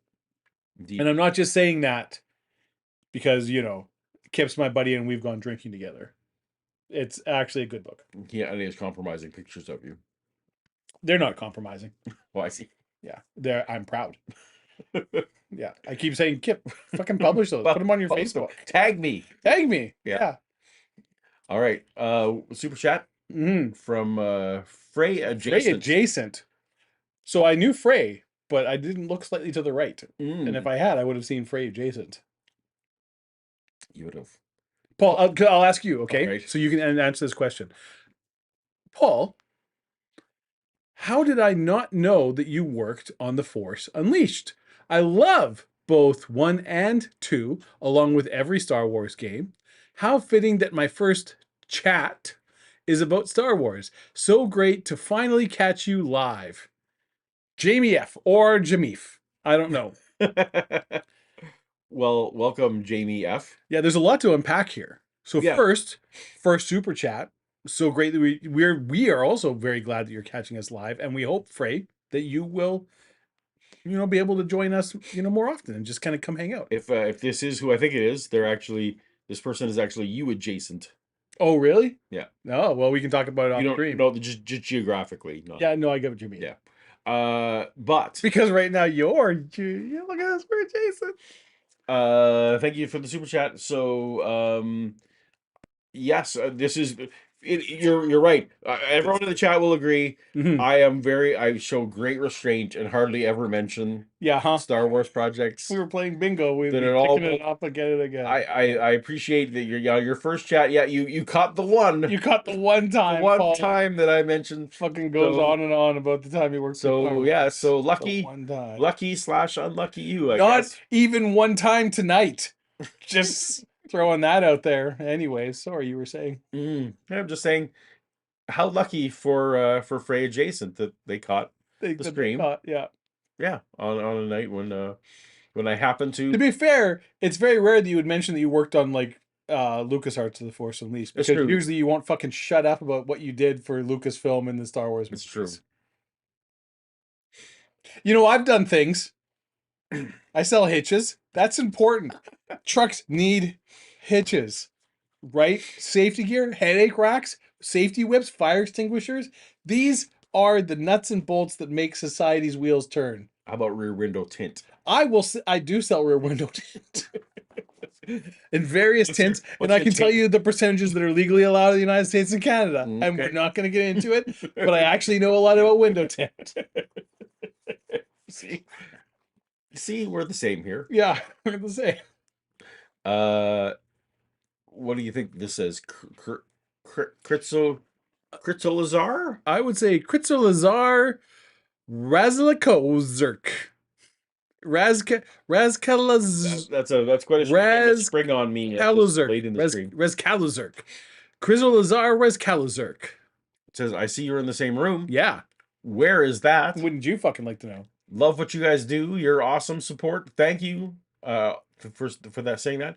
You always good work. We always do good work. Huh. Yeah. Not that clearly blatant you lie. missed the start of this stream. Yeah. But good. We appreciate that you think that or feed our delusion. But we are in the same. So thank you for that. We are in Atlantic Canada. Yes. We are in the Atlantic time zone, which is I have come to visit my dear old friend Paul. I am here in his home. We are recording together. That's where we are. We are in Casa de Paul. We are. Yeah. Yeah. And Shannon. But she takes no responsibility for anything that happens in this room. Who is here? We might, if we're very lucky, we might coax her into. I'm not. I don't know if we're that lucky. We're probably not. Anyhow, thank you so much for that super chat. We appreciate. We do. Yes. All right. Shall we hear more about how the Earth was I smaller? want to hear more about what a good job we do and how everybody loves us. No.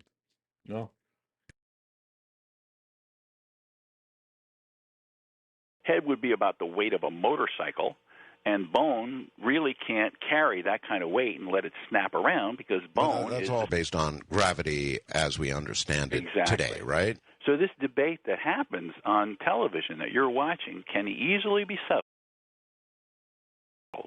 by assuming a gravity that's Centripetal force has nothing to do with gravity, does it? It no, no, but he's not wrong that like so centripetal force itself doesn't have anything to do with gravity, but it's fighting against like inertia and momentum does have stuff to do with gravity, right? Like it. Yeah, So he's but he's not wrong. Whereas it's but what would snap someone's bones? so in this case it's the push. What's pushing against strip? So like it does tie into like momentum and things. So like if he's not wrong that if something large tries to make a snap turn at speed, gravity is very much one of the things that is affecting how you like how quickly you can maneuver and in a very low gravity environment it is easier to make um like a really snap turn. It has a lot more to do with your like your inertia is your inertia. You can't affect that, right? Like even in free fall in space. Yeah. If this much mass moving this much speed has this much force to move to a different direction, you have to exert other forces and there's G forces and stuff involved and blah blah blah. Like that happens. The gravity on the ground, though, when you're moving over the ground, does affect how. If you say so. Yeah. Okay. All right. But I do think he is overstating it. Fair enough. Yeah. I'm more distracted by the super chat now. Oh, okay. What's Pleasant Mayo has a super chat. Yeah. Thank you for the super chat. What is the air velocity of an unladen T-Rex? African or Asian T-Rex? See, we need to know. Or European. Or It's your African or European T-Rex. Shit, I screwed it up. Yeah.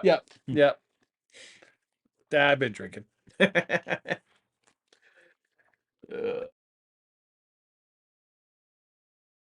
One-quarter of what it is today. That dinosaur, that Tyrannosaurus rex, would be the equivalent of a lion or a tiger in today's gravity, and it would work perfectly. It doesn't work perfectly, and so you have scientists debating and arguing constantly over the size and the mobility of dinosaurs.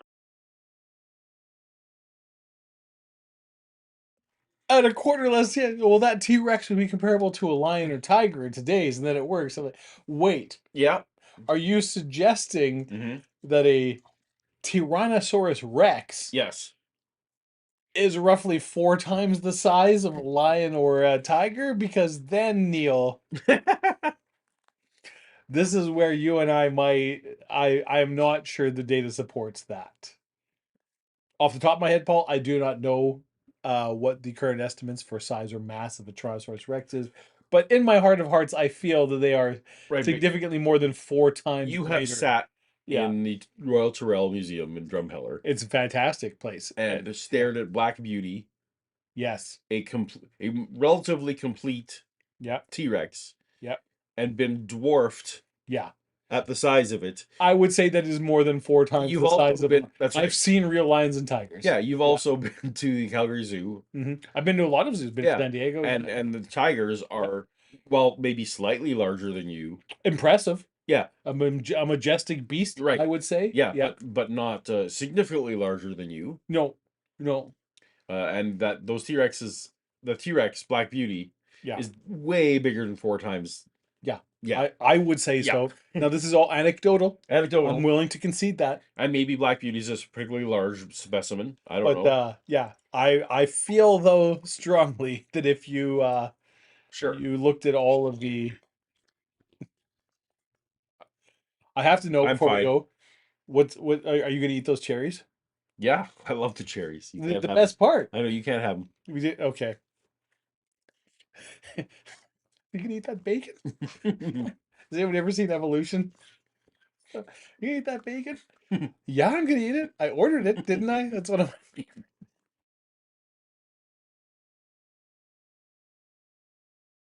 Well, anybody who studies the Tyrannosaurus rex knows it's built for speed. I mean, it's an incredibly fast, potentially fast animal because, and of course, I study anatomy. I study a lot of things, but one of the things I do know a lot about is anatomy. I know where muscles attach, and I know how they attach and how they work, and I can tell you From an artist's point of view and somebody who's also studied science, is that baby was built for speed. He lowers his head, he straightens his tail, and those big back legs run like an engine, and he can stop on a dime and turn around. In fact, the superior... So to be fair to Neal, Yeah. if there's one thing, he absolutely does know human anatomy. Yes. And probably animal anatomy. I imagine And he's probably animal- studied because he's So in looking at Neal Adams' art for the thumbnail, yeah. I was looking for, we were both looking for like times he's illustrated dinosaurs. Yeah, which they exist. I didn't think that the dinosaurs were particularly as impressive. No. Because we don't know where the muscles attached. No. So Neal, I'm with you on things that still exist. Yeah. You are well studied on those things. Willing to concede that. But your speculation about where dinosaur muscles might attach, but Paul, yeah, I will counterpoint you. Okay. Where I feel you can reasonably, if you have a skeleton, if you have this Black Beauty, you have a T-Rex skeleton, you can reasonably assume where the muscles would have attached. Based on like there are certain points where it's like, well, it just doesn't make sense if it doesn't attach. But I will counter you. So he just said, You're gonna counter my counter. Yes. So you son of a bitch. This is 2006, by the way, everyone. So Mhm. often we're doing stuff from the late 90s. This happened to be a 2006 interview. Jurassic Park had already come out. So he was talking about, well, naturally the T-Rex is running horizontal, like it's horizontal and the tail balances. He's doing the more But for 100 years prior to that, yeah, it was obvious to everyone that that's not the way that they ran. Yeah. So all I'm saying is an artist's intuition about where the muscles should go yeah, is not necessarily science. Okay. Counterpoint. Yeah. Fuck you. Neal Adams knows what he's about. Where's your degree in paleontology? Yeah. How many issues of Batman have you drawn? It's true. I've drawn no issues. Exactly. Although so everything he's saying is right, and don't question him. Do you count all the Batmans that I drew in grade school? I do not. Were they published? No. Yeah. My mom threw them away. Oh, that's actually a little sad. Or my teachers, or people just or somebody. Yeah. I was drawing Spittermans.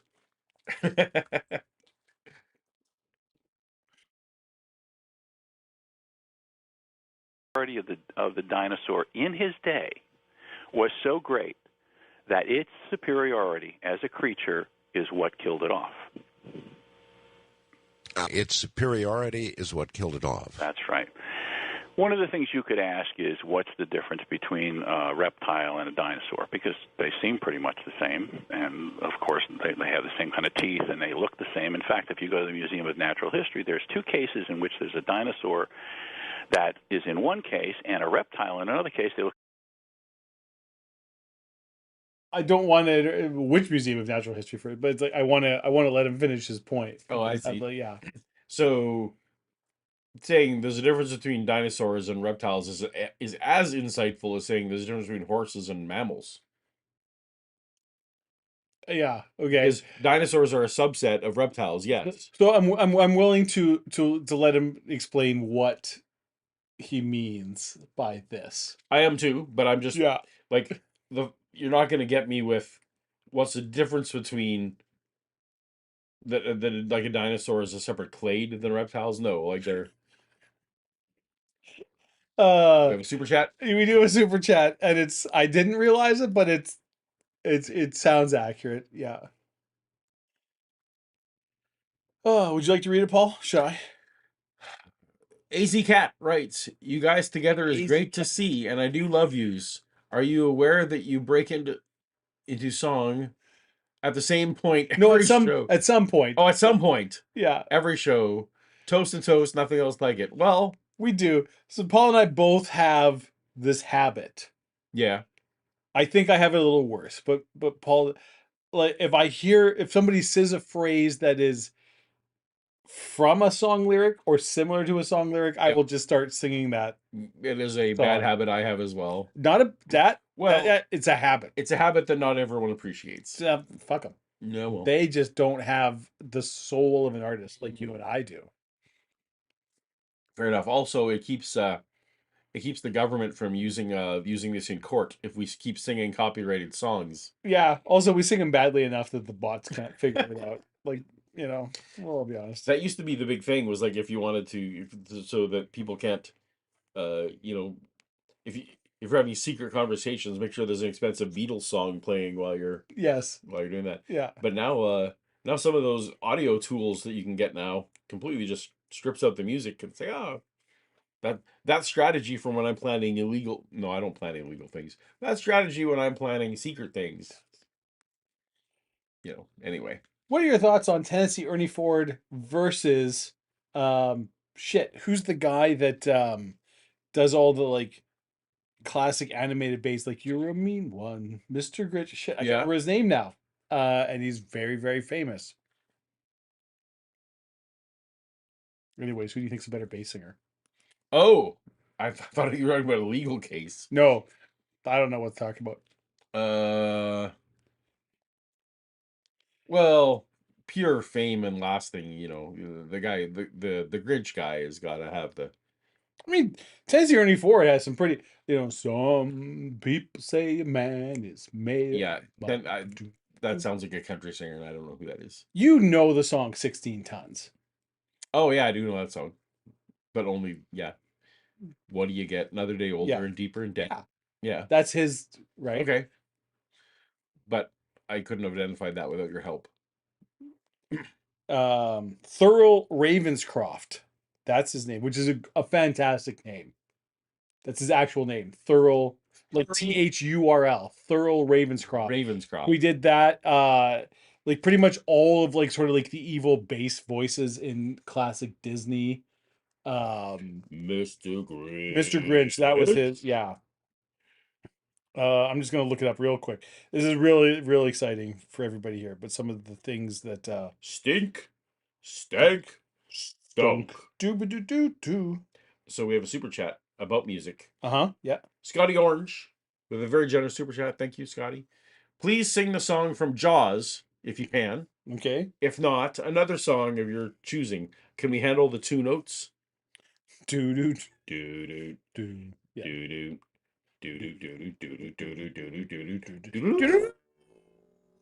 Do. We could try doing well. I mean, we're both very drunk and we're probably not gonna. So both Paul and I have actually sung in like choirs and things. So we have we're not. We're classically trained, as it were. Well, that's probably stretching it. But right. but we're not unfamiliar. But we're also very drunk.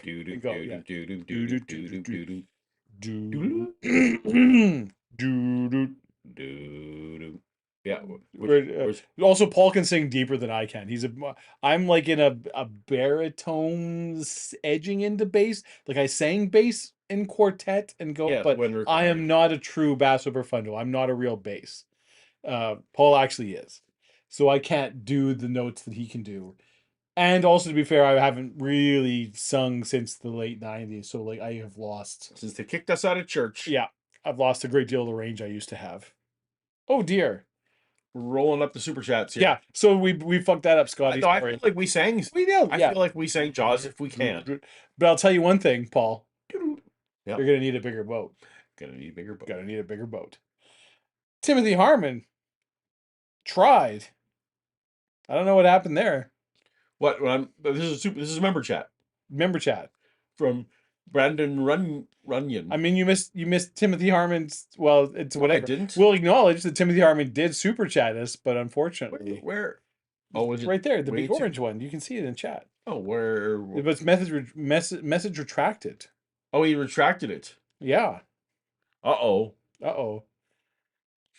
Timothy Harmon says Boris Karloff may be the original Grinch. I'm not familiar with that. Now I want to know what Timothy Harmon had to say. Because I like Timothy. Yeah. He's a good guy. All right. So fair enough. Then Brandon Runyon. Brandon Runyon hurts every time he says dinosaurs aren't reptiles, right? Yeah. Yeah. But we haven't. To be fair, we've kind of been going off. We haven't let it. Maybe he's got a point, but I'm not willing to. Yeah, just give it up. But if he's gonna point to Oh, Paul. Here we go. Here's a blast from the past. wow, Oh, wow. Okay. so Jazz Zero says, I used to watch fan films on TFN as a Christian kid. Yeah. Well, I was a Christian when I was running that little escapade thing. Now your channel is the rational force. I need it as an adult atheist. Appreciate you, Paul. Well, thank you Thank so you. much, Jazz For Zero. the kids at home, Paul. TFN, theforce.net, theforce.net. which may or may not still be operating. I'm pretty sure it is. It's not what it once was. Certainly was at one time the preeminent. Yeah, like it was one of those ones that they talked about back when, like, it was X percentage of the bandwidth on the internet is going to certain things. Mm-hmm. We were one of the ones like, oh yeah, that's still very much. Yeah, the HorseNet was. There's a shit ton of ads on this, including an ad for a Honda. Just it's actually been fun to see. There've been some documentaries that I've seen recently about just film marketing and film stuff, and occasionally I'll see hear someone just in the wild talking about the HorseNet. Mm-hmm. I'm like, yeah, it was me. It was Yep. it was an of the times. Of the times. Yeah. And if it weren't for the HorseNet, this movie wouldn't have happened. That is Afterburn. true. That is true. That is where you met Jake Afterburn. That's where I met Jake, my co-author Jake Afterburn. Jake Afterburn. That's right. Yeah. Yeah. Do you want to throw a shout out to him? Your actual co-author? Scott Chitwood. Scott Chitwood. Who's a really nice guy. Great guy. Yeah. Yeah. Paul obviously knows him better than I, but I've met him a few times in person. He's a true blue guy. Stand up person. I have nothing but respect and admiration for Scott Chitwood. And much taller than me. And he is a very tall. He's taller than me, and I'm taller than you. You are a giant. I know. And we met. Did I ever tell you the story about how I met Scott Chitwood? No. Maybe, probably, but I don't remember. So one of the times we went to, probably the first time, Comic-Con. Right? So Red 5 Comics is running like 07, 08, something like that. And you were still sleeping, and I went down to Richard Walker's Pancake House because I heard. Yeah. So, and anybody like I'm fucking obsessed with Richard Walker's Pancake House. You are? Like, cannot get enough of it. So I go down. I'm alone. I walked from the hotel Paul and I were staying at. We were at Comic-Con, down to Richard Walker's Pancake House before the doors open. I'm having pancakes and coffee, and there's this guy and this woman sitting like 2 tables over from me that keeps staring at me. And he's just staring at me the whole time, and I'm looking at him, and I don't know who this guy is. Never met him. And so I'm just eating my pancakes, drinking my coffee, and finally he comes over, and he's like, "Is your name David?" I'm like, "Yes." He's like, "Oh my God." He's like, "I'm Scott Chitwood. I'm the Force.net." He's like, "I know Paul and everybody." And I'm like, "How did you know me?" He's like, "I've seen pictures of you with Paul." And he sat down at the table with me, and we ended up going, yeah. So it was really nice. We had a very nice breakfast. And that was how I met Scott. And then we worked at a booth for fucking 15 hours a day, shoulder to shoulder. Yeah. Days. Force.net. Yeah. Carrying literally a ton of comic books up and down things. Yeah. Yeah. All right. More super chats. Yeah. Timothy Harmon. Yes. You don't know Boris Karloff, original Frankenstein's monster and Grinch? No, of course I know Boris Karloff and the original Mummy and I know who Boris Karloff. Yeah, I don't know the other the country person that you mentioned. Tennessee Ernie Ford. Yeah, I don't know Tennessee Ernie. But you do. Well, now I do, but I wouldn't have been able to pull that out of a hat without Dave's help. Yeah. But Boris Karloff, no. But I didn't know that Boris Karloff was a Grinch at some point. Or did he do the voice of the Grinch in the original cartoon? Yeah. Yeah, okay. So I actually didn't know that. Okay. That Boris Karloff did the voice of the Grinch in the original cartoon. Oh, we're getting an update from our favorite yes. Next, what do we call them? Gen Z? What's Alpha Beta? Your and mine unofficially adopted nephew niece. Yep. Baby Melzol Baby Melzol Glines is crying a lot. Got to pick it up, gents. Don't you know any of Miss Rachel's songs. Is that like from the Magic School Bus? Is that Miss Rachel? I actually don't know Miss Rachel. Yeah. But I mean, we can sing a lot of we can sing something a little. Quasimodo sends a super chat. Titwood. Was that was Yeah, that what we're looking? this Yeah, is that's it's like how gopherwood in the Bible. It just doesn't exist anymore. But yeah, that's what they used. that's how they used before silicone. Implants. Before if you go back to the 1700s, implants were made of titwood. Yeah. And yeah, and Uh, it wasn't as realistic to the touch per se. yes, no, but Also splinters. look good in the corset. Sure. Yeah, Yeah. Splinters was a real problem. yeah. Yeah. All right, let's hear some more. Let's hear some more art. Some more art. Exactly the same except for one thing, and that one thing is the difference between the two animals, and that is that reptiles have what they call out-facing legs. You know, like alligators and crocodiles. Absolutely. Part of their, they stick out and then they go to the ground. A dinosaur evolved from reptiles, and the thing that is such a great change from reptiles, and that we're skipping over the inner ear changes and all the other changes that scientists will tell you about, little things. The major difference between a reptile and a dinosaur is that a dinosaur has down-facing and long legs. Right. They go straight down to the ground, and the dinosaur is able to move the way mammals move today with down-facing legs. So it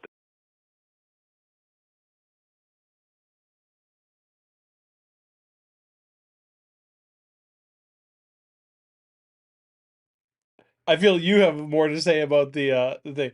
I'm involved in the chats now. Oh, I see. Yeah, but there's Yeah, so to say that alligators and crocodiles are two examples of reptiles that have slightly different, hip alignment. mm-hmm. Therefore, all reptiles have that hip alignment Iguanas do. is false. There's 3 reptiles. Yeah, fair enough.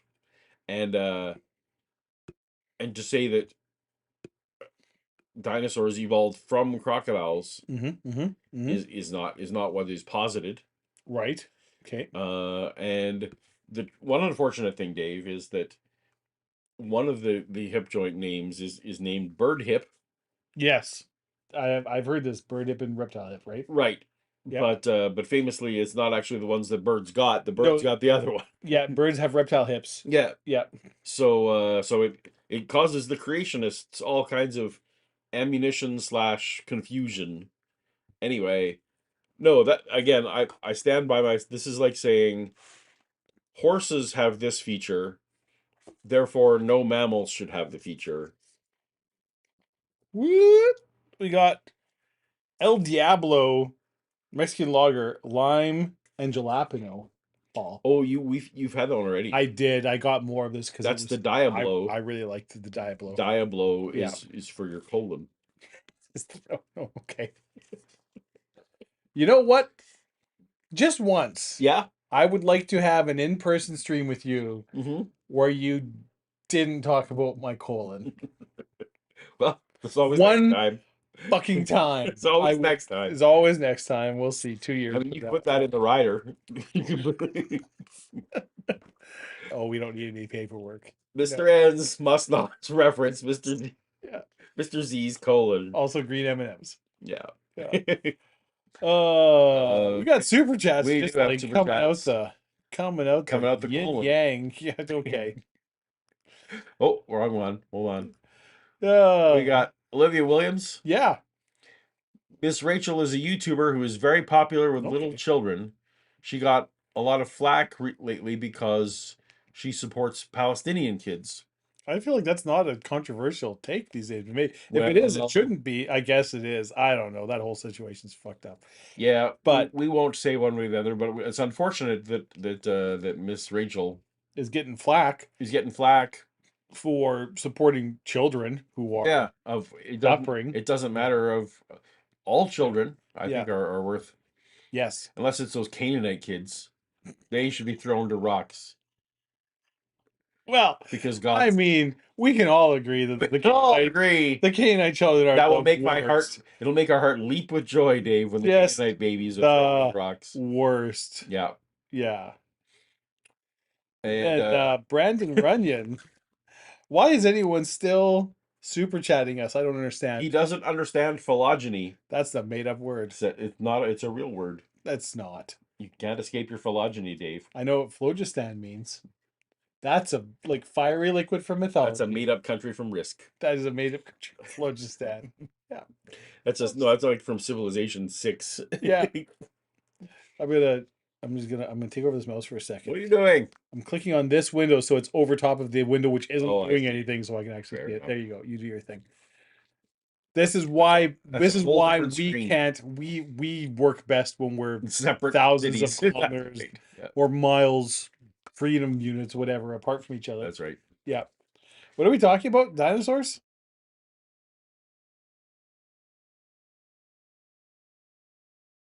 Doesn't have to swing its body sinuously from side to side. It goes straight ahead.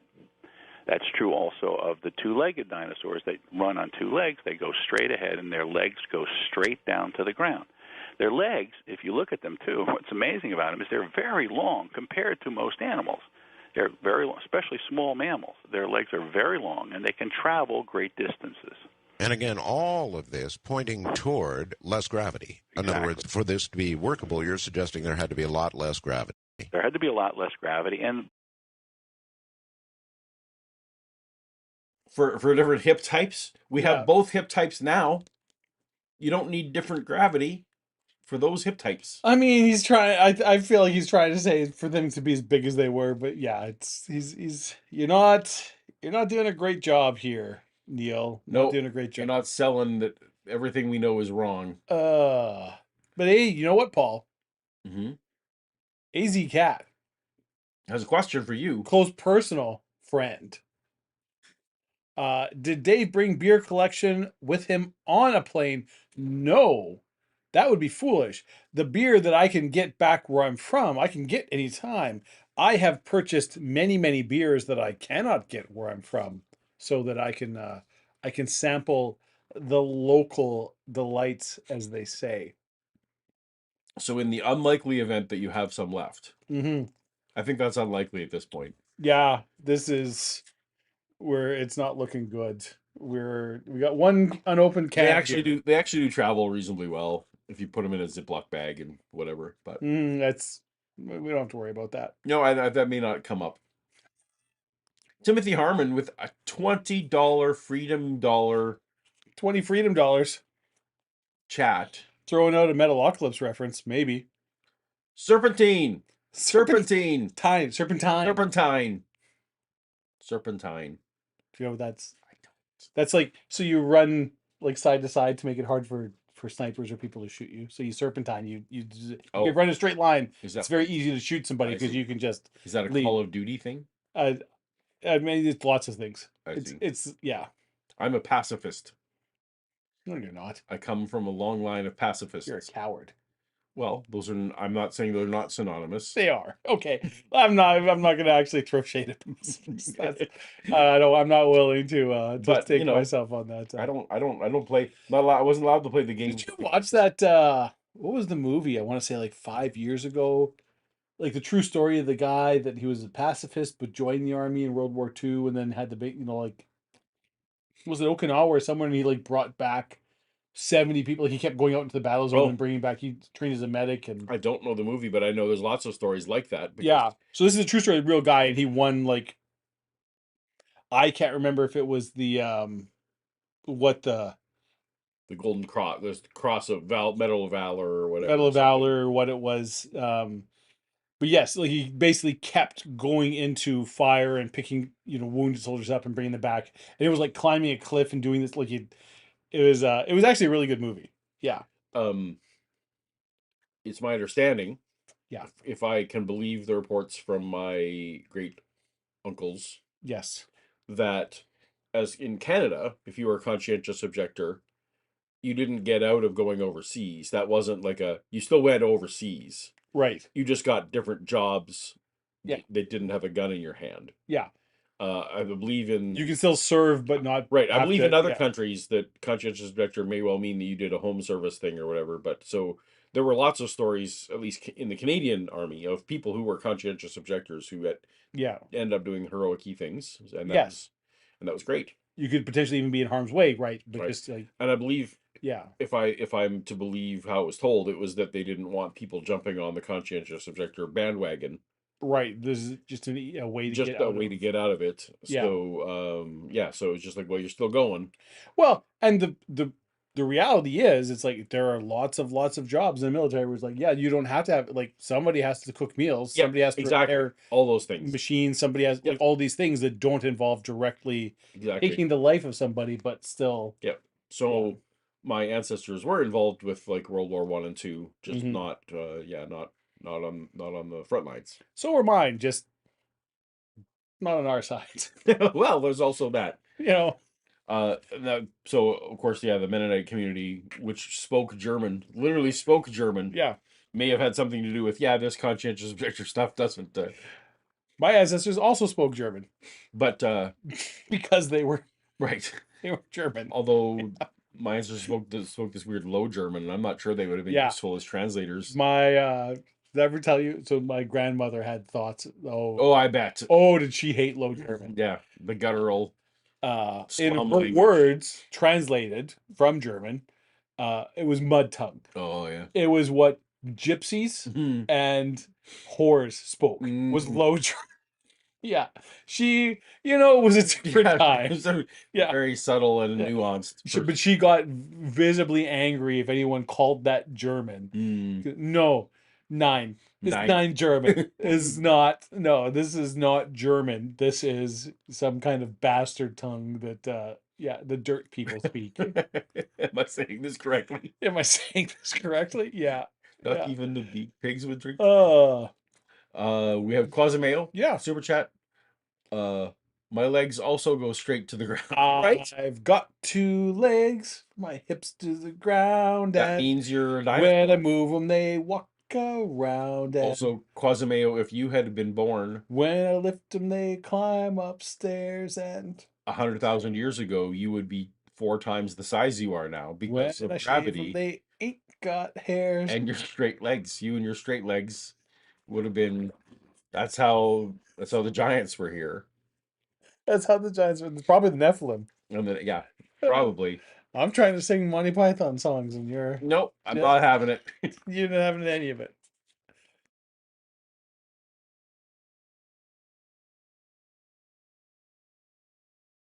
But there are also other elements when it comes to the extinction of dinosaurs that has to do with a growing Earth.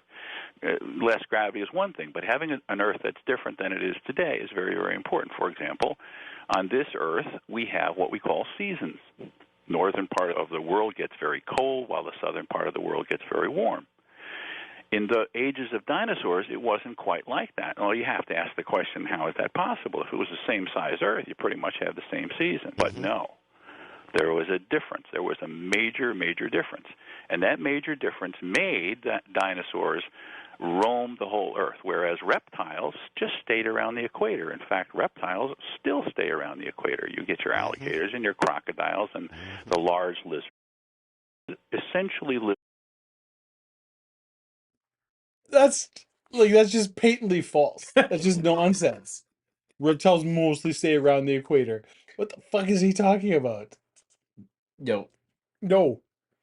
I mean, they don't live at the poles. They don't live in the Arctic and Antarctic zones, but yeah, you can get reptiles. Okay. Paul, Yeah. I've been drinking beer all night and I need to go take a bio break. All right. Well, fortunately, we can handle that. Yeah, we've got the technology. We've got the technology. All right. You do your thing. We Quasamayo suggests that perhaps he is 4 times the size he was some years ago. That's a baby. At least when he was from being a baby, for sure.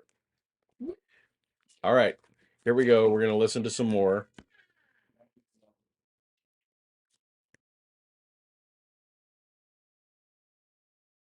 Around the equator.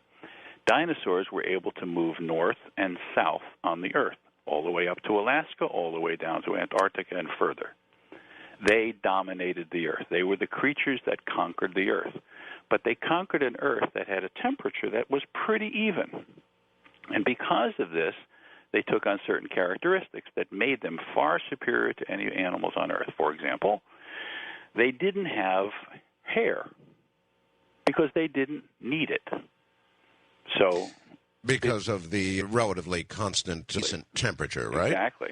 All right, So, Neal, hold tight.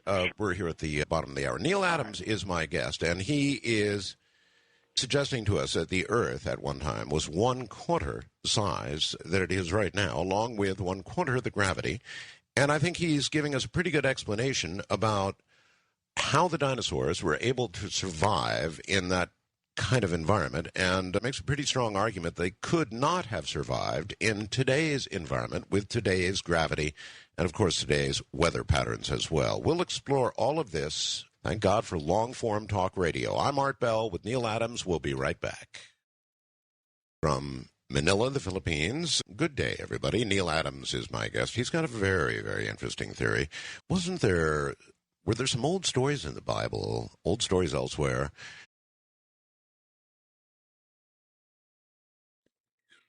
I'm back. You're back. Look who's back. So they just went to the bottom of the hour, top of the hour. I'm not sure. They did the break, and Right. Art was summing up.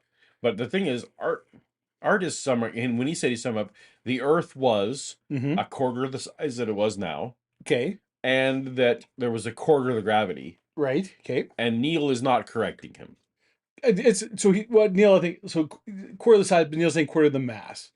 I'm going to give him that. Okay, you know what? And he's just being, you know what? right, He's just like, we're heading into the commercial break. Yeah. I'm not going to say actually. Actually, it was mass, All right. not size. But Fair enough. yeah, Fair enough. All right. but I mean, like that's still fucking banana pants crazy. Like Of let's course it all, is. this isn't some great, yeah. About giants that once roamed the earth. I'm not sure if that's biblical or if I've heard it elsewhere, but I do recall stories of bipeds, giants, that once roamed the earth. Now, I wonder if those giants, if there's something to it all, and I wonder if those giants perhaps roamed the earth because, as with the dinosaurs, at some point... Paul, I mean, I feel like we could. This Go is an achievable thing. We could have we could have a toast to toast Discord channel. Paul could add to the server, but like the sad truth is, I don't generally go on Discord much at all. I probably, No. No, you. But you raise a good point, Closimeo. I probably should do the. You know what? I'm gonna bust his ass about it. I'm gonna make this happen. I'm gonna Fair bug enough. Paul until there is a toast to toast channel. Fair enough, on the Discord, and I'm a mod in it, where neither of us will ever be. You know what? Never say never. Yeah, well, I do go on Discord and chat on things. We do not promise we will be. I have various other interests. Maybe that you can don't tag fall. us. Who knows? Yeah. Was considerably less gravity. We'll be right back. Once again, Neal Adams. Welcome back, Neal. Hi, Art. Neal, I was sort of just ruminating a little bit prior to the break here about, I don't know if it was the Bible or whether these are simply old stories that have been passed on, but didn't somebody tell stories of giants? The stories do exist in the Bible, a second subject that I'm very interested in. But if you think that the Earth grew, for example, 6 to 12 inches a year in diameter, that's a pretty slow growth. We're talking about hundreds of millions of years, so I don't think that gravity would cause that. We do have giants, I think, in wrestling and other areas, and in movies. The NFL as well, yes. They do show up. But anyway, let me just finish my list for you so that we can get some idea of the world in which the dinosaurs lived and why they were so powerful and big. One of the things about dinosaurs is that it shows the confidence and how much they essentially owned the world in that they laid their eggs on the ground. If you compare that to mammals, for example, mammals carry their eggs inside their bodies. And, of course, they give birth to live young. So if you were going to compare dinosaurs and mammals, you'd say, well, the mammals are far superior to the dinosaurs. They put their eggs in danger every time they lay them. They lay them on the ground, but they would never lay them on the ground because they would fall prey to anything. It shows how powerful a hold the dinosaurs had on the Earth. This is opinion. I believe that they migrated hemispherically. What the fuck is he talking about? What? They laid eggs. Therefore, they were obviously king. They were the top of the food chain because they were not worried about anything eating their eggs. What? Okay. Like, I have zero idea how many species currently living on Earth lay their eggs on the ground, but it's a lot. Yep. A lot of reptiles do. Chickens Yeah. Yeah. Mammals don't lay not eggs. lay eggs because they're like I don't it's so hard to even follow what the fuck he's trying to say. Like,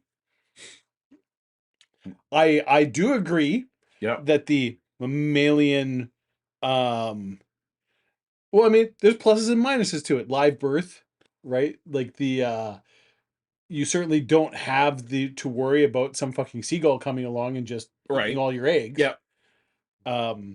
But you can't really you can't lay 30 live birth, like, even the biggest litters don't Sure. approach what, like, a turtle can lay for eggs. Right. Or what, right? Like, I don't like, what does anything have to do with anything? Well, And there's a very clear line that can be drawn from aquatic birth to eggs, where you're like, what if you had a little bit of the ocean kind of like with you, and you can still gestate in that environment to a live birth, which is a more fully land adapted creature. I think there's, again, not a biologist or paleontologist, but I think there's a pretty clear evolutionary line that you can follow where it's like it went from this to this yes. to this, Correct. right? But I don't understand what any, like, I listen to what he's saying, but, like, I don't understand what you're trying to prove. Like, what Well, point are you even trying to feel make? I might Yeah. be wrong, but I feel like he was trying to say that they were so flagrant about laying eggs on the ground, which is obviously fraught with problems. Yeah. That means that they were apex predators that nothing would mess with. Yeah. But does that hold true for penguins? Penguins are obviously, because they lay eggs right in the ice. Chickens. Yeah, they're obviously apex predators. They're obviously apex. Sage grosses. Like, I mean, there's so many creatures that lay eggs on the ground. Right. Like, anything that doesn't live in a fucking tree Someone lays eggs, which is someone in the chat was saying, yeah, basically all the non-flying birds yeah. and basically all the reptiles, like even crocodiles and They all lay alligators. eggs. Every reptile lay eggs. Yeah, on the ground. Yeah. Right? Like, they don't. Some of them are. I think some reptiles still lay eggs in water, but whatever. Yeah, but not in It's trees. certainly not in trees, not off the ground. Like, anywhere, wherever a reptile lay eggs, a thing that would eat the eggs can get to them. Yes. Right? Goddamn insects! Like, what are we even talking about here? By far, evolutionary, biologically, like, the most successful, far more successful than reptiles or mammals. Yes. In terms of, like, biomass, number of species, things like insects. Correct. Dwarf Yeah. everything that's not bacteria, basically. Yep. Right? Like, they all lay eggs on the ground. Like, what point are you trying to make here? Like, what? I don't know. Maybe I'm jumping. Like, I do not understand what you're trying to say. We have another member chat. Yeah. From Scuzzbopper. Hey, Scuzz. When are we going to get the mass factory? Get to the mass factory. Yeah, Paul. I think he means how the Earth got its extra mass. He does get it. Skipping around, I've heard it. He does actually say that. Very good. Well, maybe we should just shut up and let it go. Because he does actually say that. That is, they migrated from the northern part of the continent to the southern part of the continent. Now, you could say, well, you can't do that because you have oceans in between, but during the ages of dinosaurs, remember, no oceans in between. And even if you go to what is called the Pangea theory, where they say everything was one big giant island, if you have one big giant island that covers only 1/4 of the Earth, migrating from the northern part of that island to the southern part of that island would not be a strange thing. What would inspire such a theory? Well, we have what we call birds, and birds are what's left of the dinosaurs. So I've been told, yes. And birds. I lost a big bet about that, by the way, Oh, yeah. Neal. I said, baloney. In fact, birds are what's left of the dinosaurs. Exactly. And they do a strange thing, something that if you were to view it objectively, you would say, my goodness, that's strange. Why don't birds just fly to Florida for the winter? They don't. They fly to Africa or to South America, and then they fly back across the equator to the north. They fly hemisphere.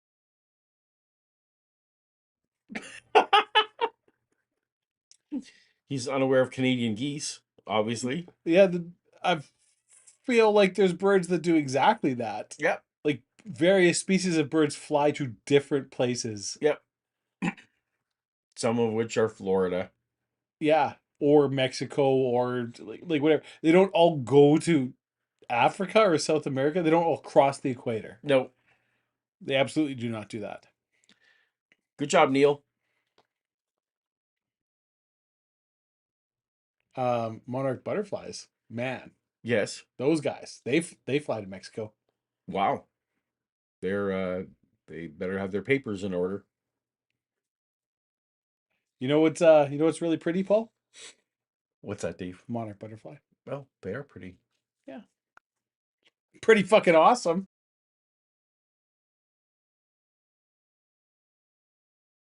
Spherically. Why? The reason they do it is that dinosaurs, for hundreds of millions of years, migrated hemispherically. When it became winter in the north, they would simply go to the southern part of the hemisphere.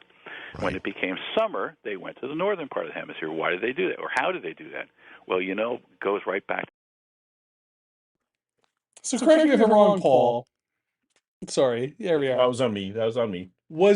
Did he not previously talk about how there were no seasons on Pangea? Previously on, yes, indeed. Yeah, there were no rivers. No seasons. There's no seasons. You don't have to migrate because it's the same. Now it's, we migrate north to south.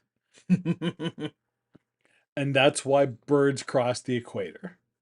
Because this completely, in my head canon of what the dinosaurs I'm imagining do, because I have, let's all be very clear, absolutely no physical evidence to back any of this up. Nope. Yep. The dinosaurs on Pangea went from like the northern extreme to the southern extreme based on the seasons. And that's why all birds cross the equator when they migrate, which is also absolutely true and factual. Amazing. Yeah.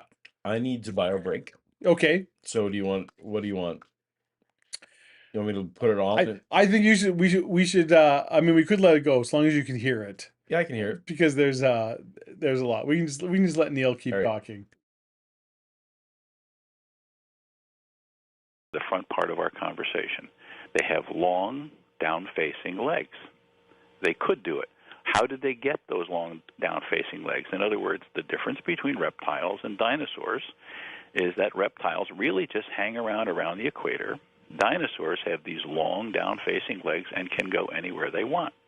How did they get to Alaska and Australia and Antarctica? Long down-facing legs. They simply migrated during the summer and the winter. When you see even television shows about dinosaurs, you see dinosaur trackways. You see these trudges that dinosaurs seem to go on seasonally. There's a reason for that. They didn't just go to Florida. They went to the other hemisphere. Why is it logical that they did? Well, if you have all better plants and they're all new and they're all going to feed you, that's where you're going to go. That's the logic of it. If dinosaurs migrated hemispherically, then the concept is that dinosaurs ranged far and wide over this smaller planet, if the planet grew. So you have a very strong difference between the way you think about a dinosaur and the way it actually was. I sought out any evidence that would indicate this or would deny it. I know some paleontologists who actually dig up bones in Antarctica. Some of the bones that they dig up in Antarctica seem to be from dinosaurs that they normally dig up bones from in North America. Well, no, all of that's true. I mean, I've read the science behind it, so I know you're right about that. But if the Earth was at one time a quarter in size, what it Like, I'm kind of just letting this go because I actually want to get to the part where he talks about how the mechanics of how the Earth is constantly expanding. Because it's Okay. in here. It's in here. But just wow. Like the leaps in logic are impressive. It's we got Ken Hovind level. Well, he's Like, used to just, comic scripts. I guess. Yeah. Right. Well, you see, a Flash runs faster than the speed of light. I'm just gonna right now. I'm just gonna say, Neal Adams is a fantastic comic book artist. None Yep. of this takes that away. Correct. Nope, none of this takes that away. He's not a writer. Let's all. That's right. Yeah. Let's all feel- he was drawing the pictures. Yep. Somebody else was coming up with the here's the whys of why these things people are doing things. Just, you know what, Neil? Just draw this. Yeah. He's under the impression that if Superman flies fast enough, Mm-hmm. that time will change. Which is I mean, there's a documentary evidence about that. Yeah. Yeah. My bad. Yeah.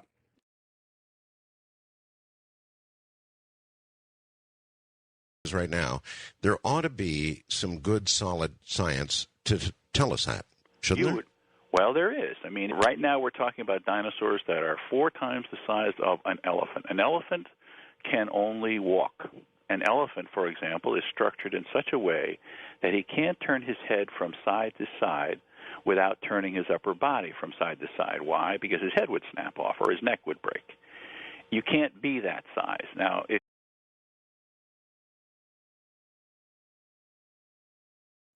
Yep. What? Yep. What? Like, Elephants, if they I mean- did allow them, their heads would fall off. like, I like there's very definitely a range. Like, elephants can't turn their head a lot. But what does this have to do with anything? Like, how does that a okay. Yep. Okay. Yeah. We have We have a super chat yeah, from Melly. from Melly. Are you expecting a comic book writer to care about continuity?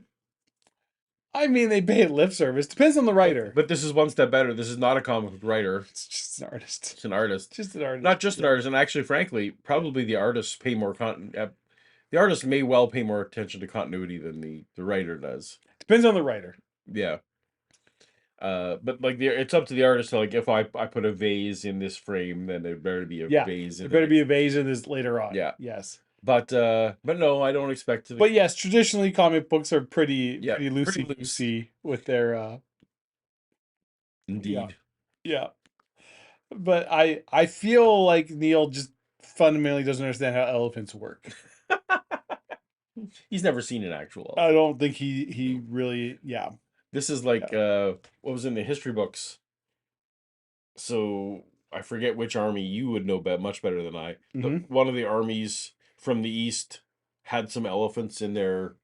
Are you talking about Hannibal? Military? Yeah, yeah. Hannibal's crossing the Alps with the elephant. Right. Yeah. And that people hadn't seen that generally. Yes. Yeah. Where they went, and so their ability to describe and to speculate what it is that these things were. Yeah, Roman legions, where it's like, it's you're explaining something that is a completely foreign, right?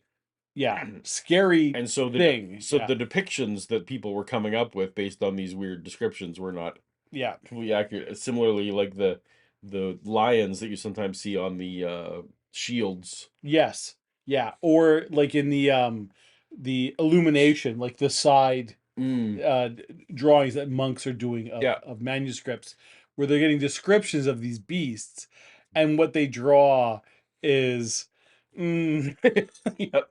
Maybe not.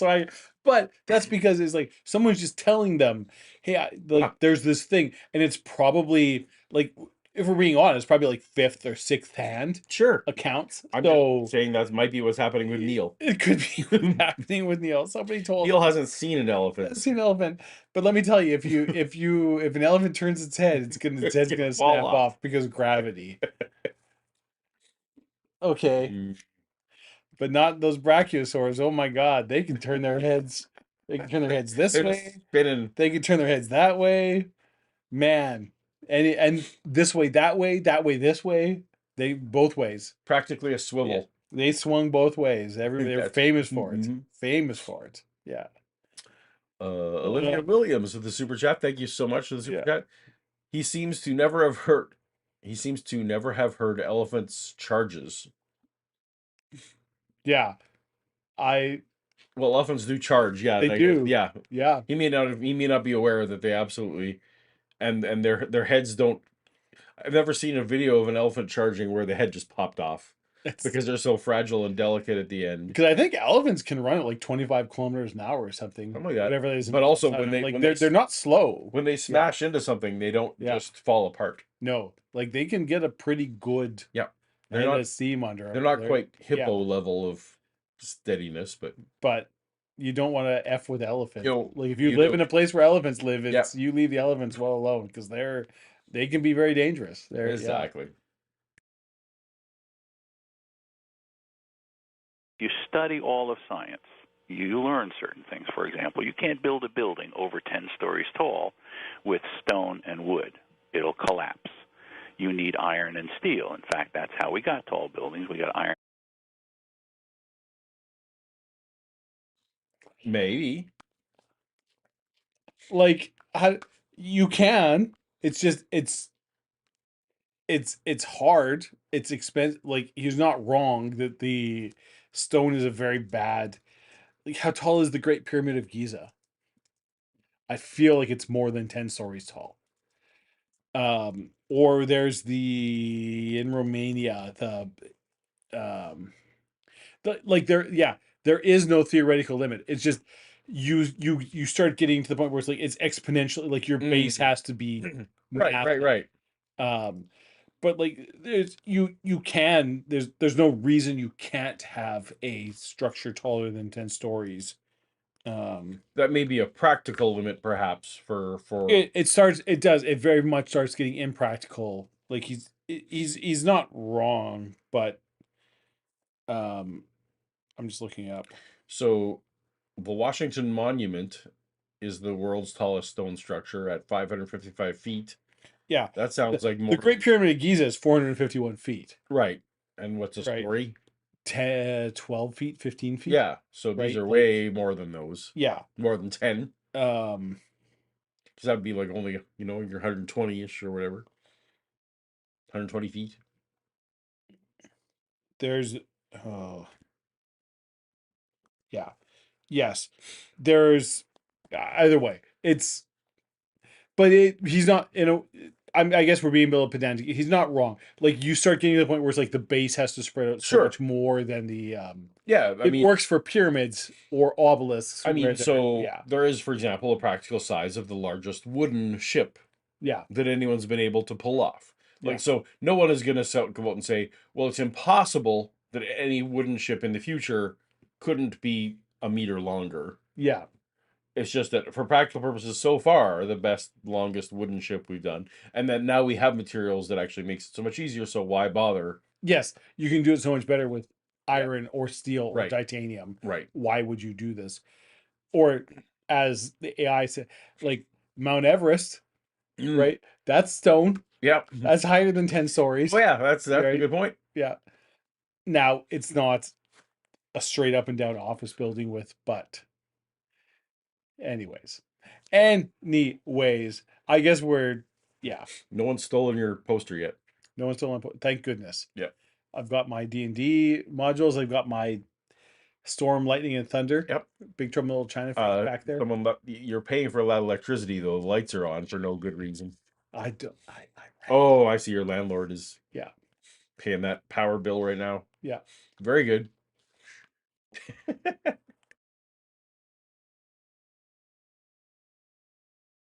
and steel, something that is much more dense than stone and wood.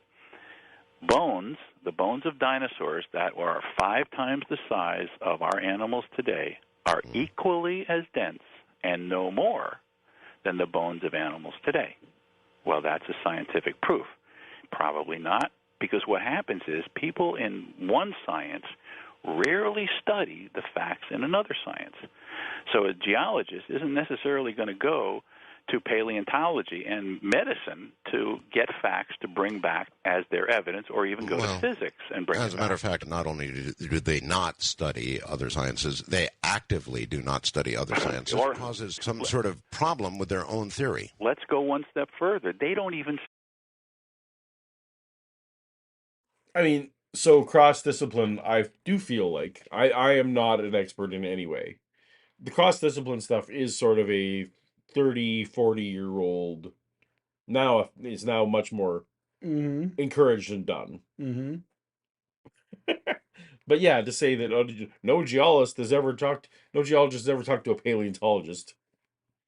Incorrect. Might not. They certainly have. Yeah. Yeah. This is just a snarky comment trying to belittle scientists. Yes. Yeah. Yeah. Are you looking at your bed later and how that's I'm looking at how that's going to be a problem? You're definitely going to want to put your head over on that side. I'm sorry. Yeah, you just keep circling and shedding there, Bella. You're a good girl. That's great.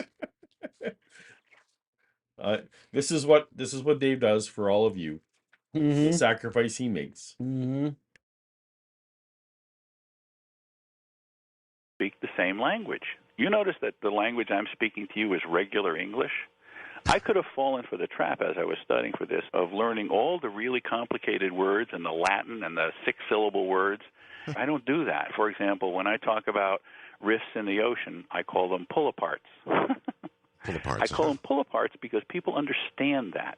It's a clear thing. Somebody in physics would understand that, and somebody in geology would understand that. This is a common creationist tactic. Where if we rename a certain scientific thing, right, then anytime someone searches, what do the scientists say about, the starlight problem? Yeah, the pull-aparts.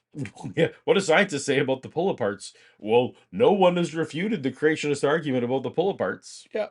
Yeah. Because you're not using the name that actual people use. Yeah, because you've made up your own word. Right. And then what is the creation explanation for the starlight problem, Paul? So there's a few. One is that God just created light. Fair enough. Created light in transit. Yep. The other is that at the time of, so in the initial phases of the Big Bang, that the speed of light was vastly faster, just for the first minute or whatever it was. But it's just that it was, by a factor of a billion. Side note, interestingly, is a certainly not to the extreme, but there is a they base it on a cosmology that is gaining traction, that maybe the rules of physics have slightly drifted over time, and maybe some of the things we thought they definitely some of the universal constants piggyback that credibility where people are uncertain about the first, we don't quite know if in the first 15 seconds, and they jump on that and say, well, not even that, but it's creeping over time. It has to do with the crisis and cosmology thing, which I don't know if you know about. Vaguely. But yes, so there's the two main ones are that it was God just created light in situ, and or God's just in situ. It was he made it in transit, and so don't worry about it. Don't worry about it. But that always, of course, that makes God a deceiver, right? Like it makes God a deceiver God in to me. Yeah, that's like God's lying. Yep.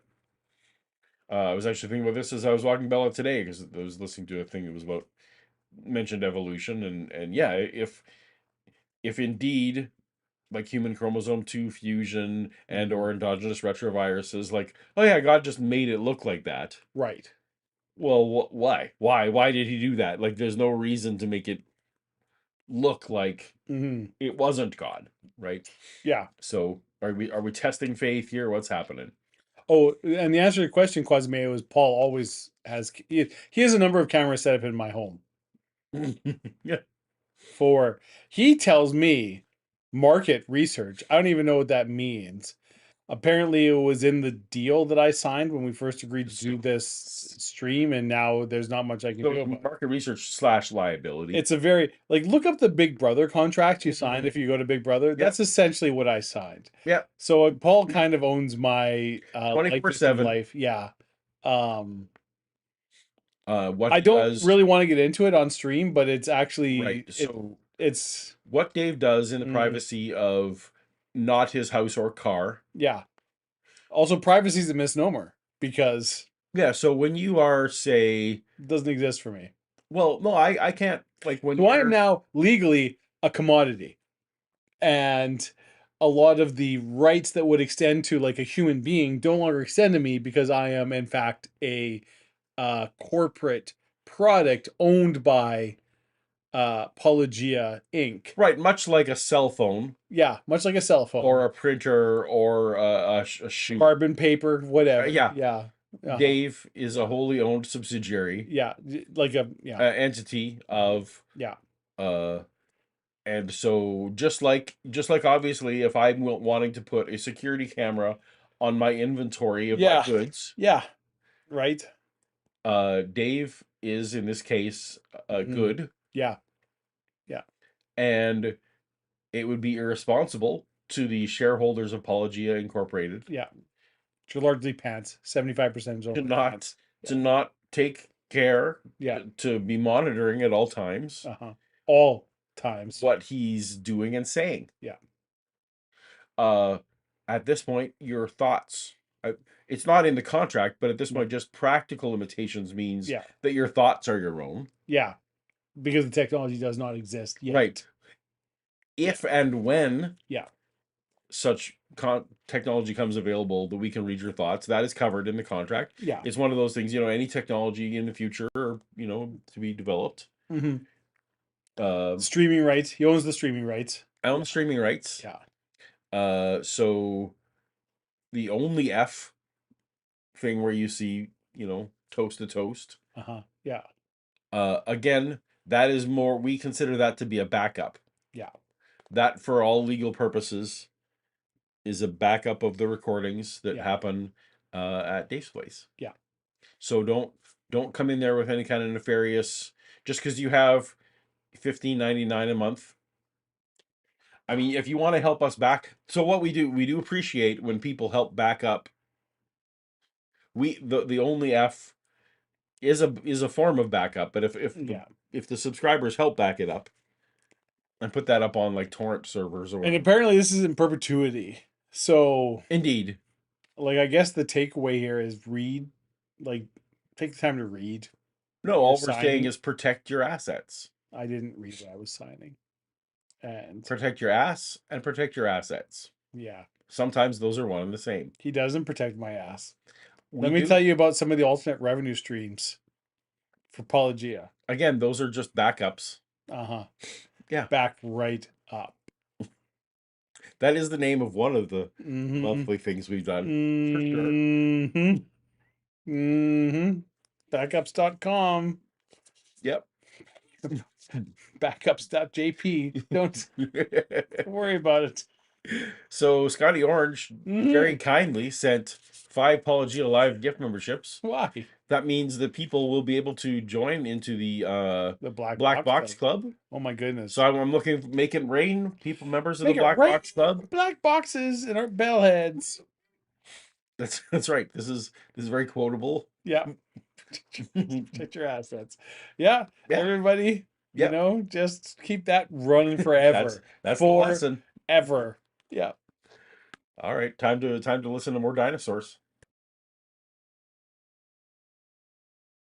Happens between the sciences is they speak a different language. And you can see it. If you ever hear them talking, hear a geologist talk to a physicist, what happens is you can see the eyes go dead.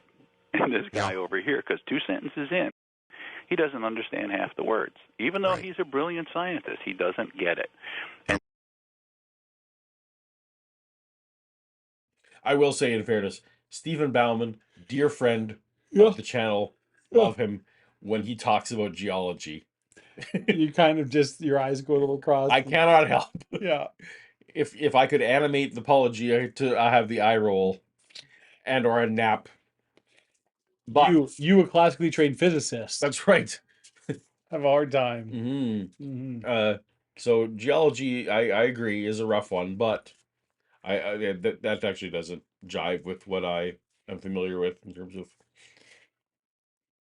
I always remember when I was much younger, I saw one time, I've seen him several times, but I saw Weird Al Yankovic in tour. Dare to be stupid. Um, and um, at this particular concert, they were showing little videos in between the sets. Yeah, as one Yeah. does, yeah. Yeah. Because costume changes, Costume changes, set changes, yeah, these kind of things. elaborate. One of the videos was about rocks.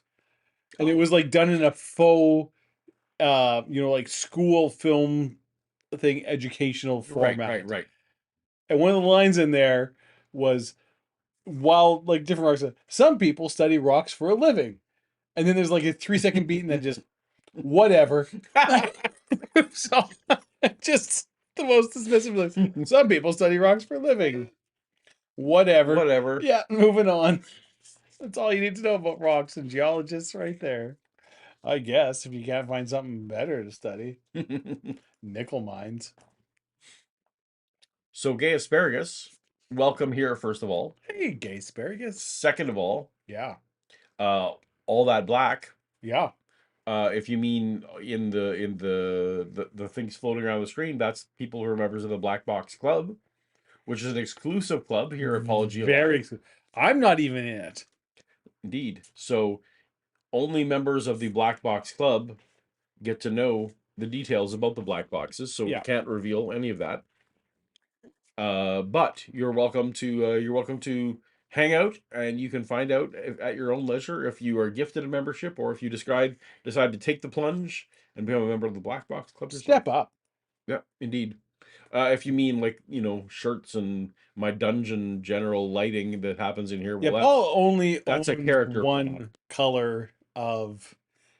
So Paul saw at some point, let's all be honest, Steve Jobs, and thought that's the fashion sense. I want to be that guy. So not just his fashion sense, his interior decorating, everything, all of it. Everything. I'm Steve Yeah. Jobsing this life, Yeah. minimalist. I'm all in. And he's like, "You got one bastard? Fuck that. I can have so many." So he's got Lisa 1, Lisa 2, Lisa 3. He's got like 12 Lisas. So, I admire his dedication.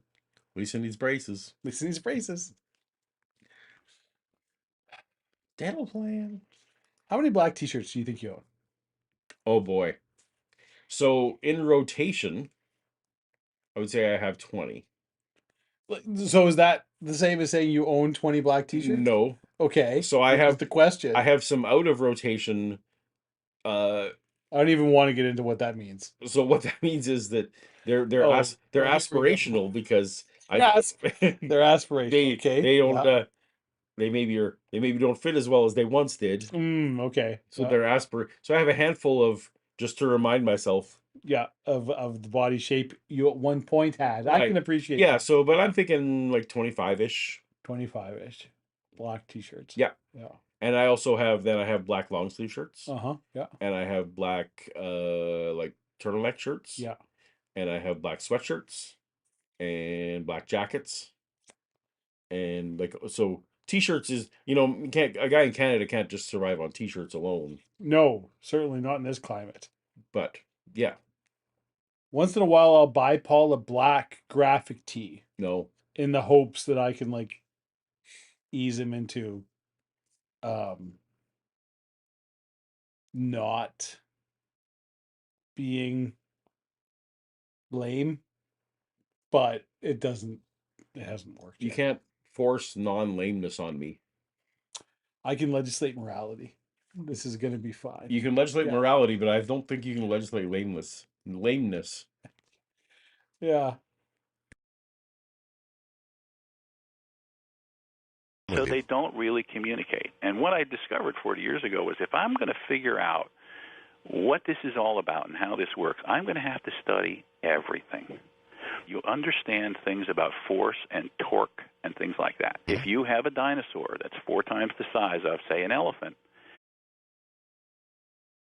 it can't operate in this Force and torque. No physicist has ever learned both force and torque. I mean, He's a Renaissance man. yeah, okay. They can't even speak the same language, the force people and the torque people. I heard the torque awakens. Mm. Yeah. spoke about. The forces are too great. It can't deal. And somebody in geology and somebody in physics isn't necessarily going to go and say, well, that's proof in engineering, practical engineering. But that's what I've done. So I studied it from every possible point of view, how things work. Here you have, think of this as a history. You have a smaller planet.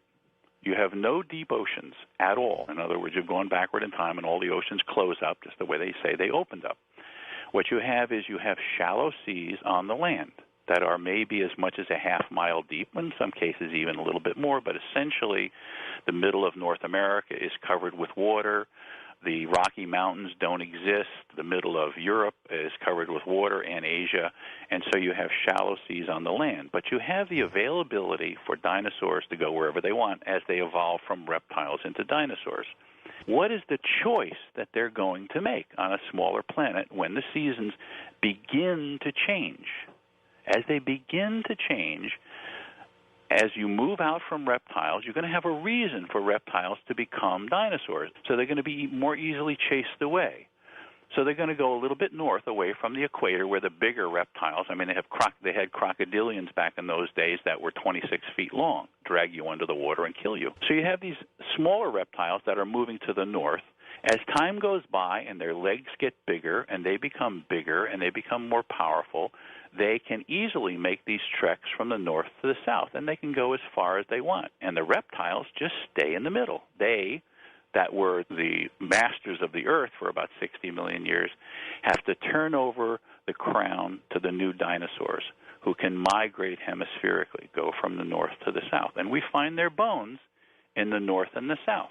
We do. That's right. And they're the same dinosaurs.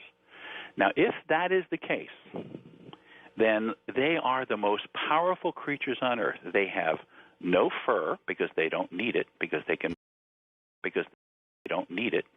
migrate hemispherically. They lay their eggs on the ground seasonally where they're comfortable and the eggs are warm. They have no reason to be like those little mammals in the north and the little marsupials in the south and some mammals as well. They have no reason to grow fur, to dig holes in the ground, to hibernate, or to do any of those things that the mammals do. They have no reason because they own the whole earth.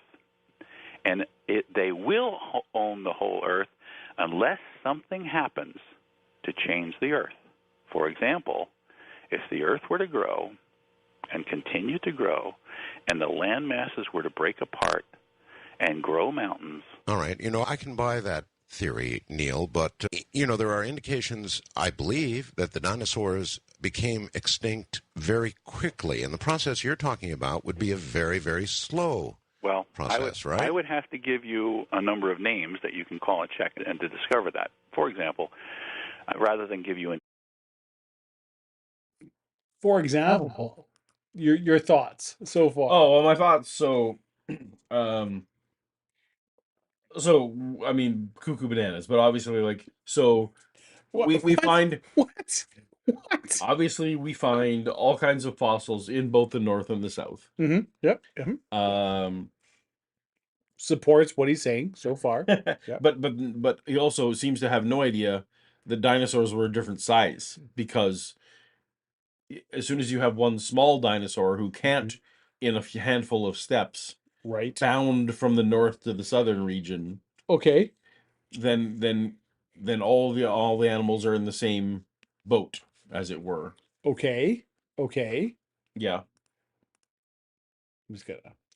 So you see what happened to the soup? It stopped at some point. The stream stopped there. Stops.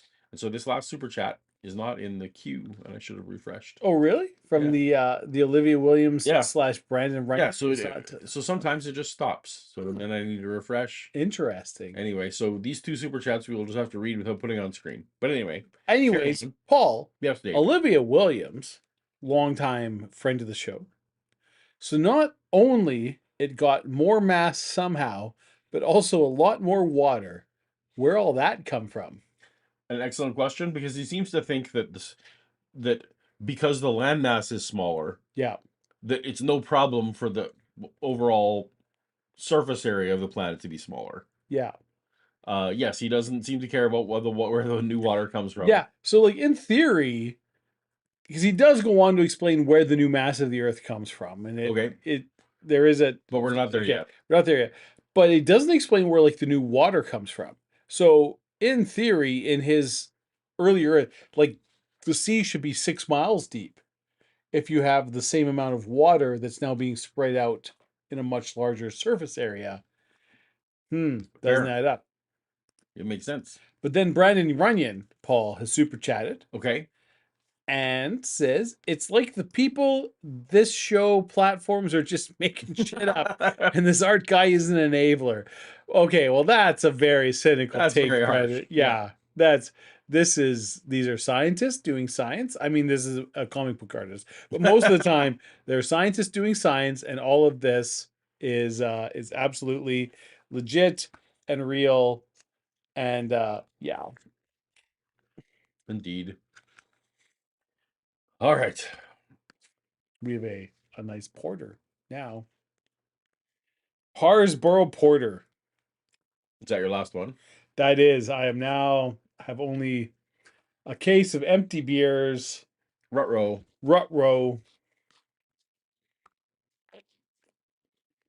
Anyways.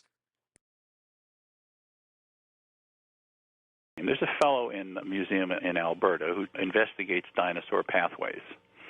And some of these pathways are like 10 miles long. And what he discovered was that 90 million years ago, on a given pathway, there were something in the order of 26 or 27 different kinds of dinosaurs.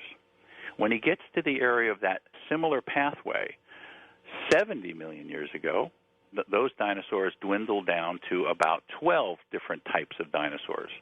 When he gets closer to 60 million years ago, it dwindles down to 4 different types of dinosaurs.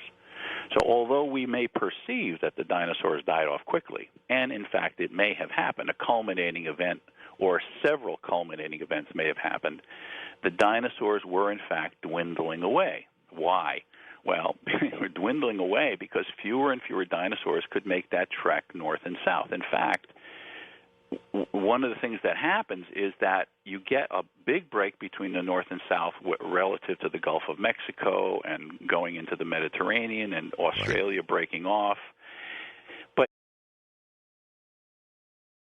so we got a dino civil war, Dave, north versus south. Yep. The red coat dinosaurs versus the the blues of the south. Yep. Yep. And they were killing each other off. Yep. Slowly, but in wars, surely. So that when that Chicxulub asteroid crash didn't happen. Well, even if it did, there was really only like 5 or 6 dinosaurs left. Yeah, that's it. Yeah, bunch of those bow-legged reptiles floating around the equator. Losers.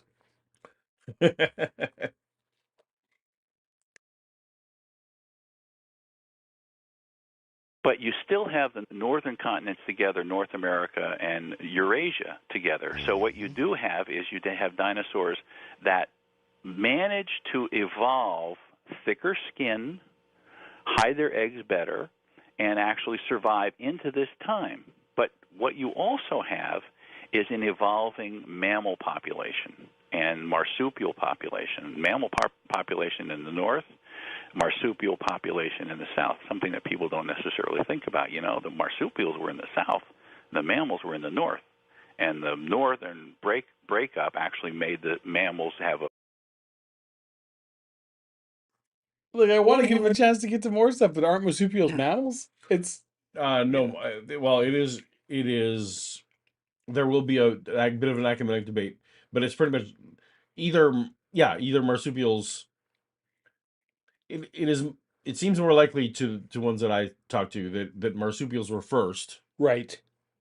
and then mammals broke off of marsupials, Okay. and then just became so successful that not many marsupials. They outside of Australia. Yeah. Yeah.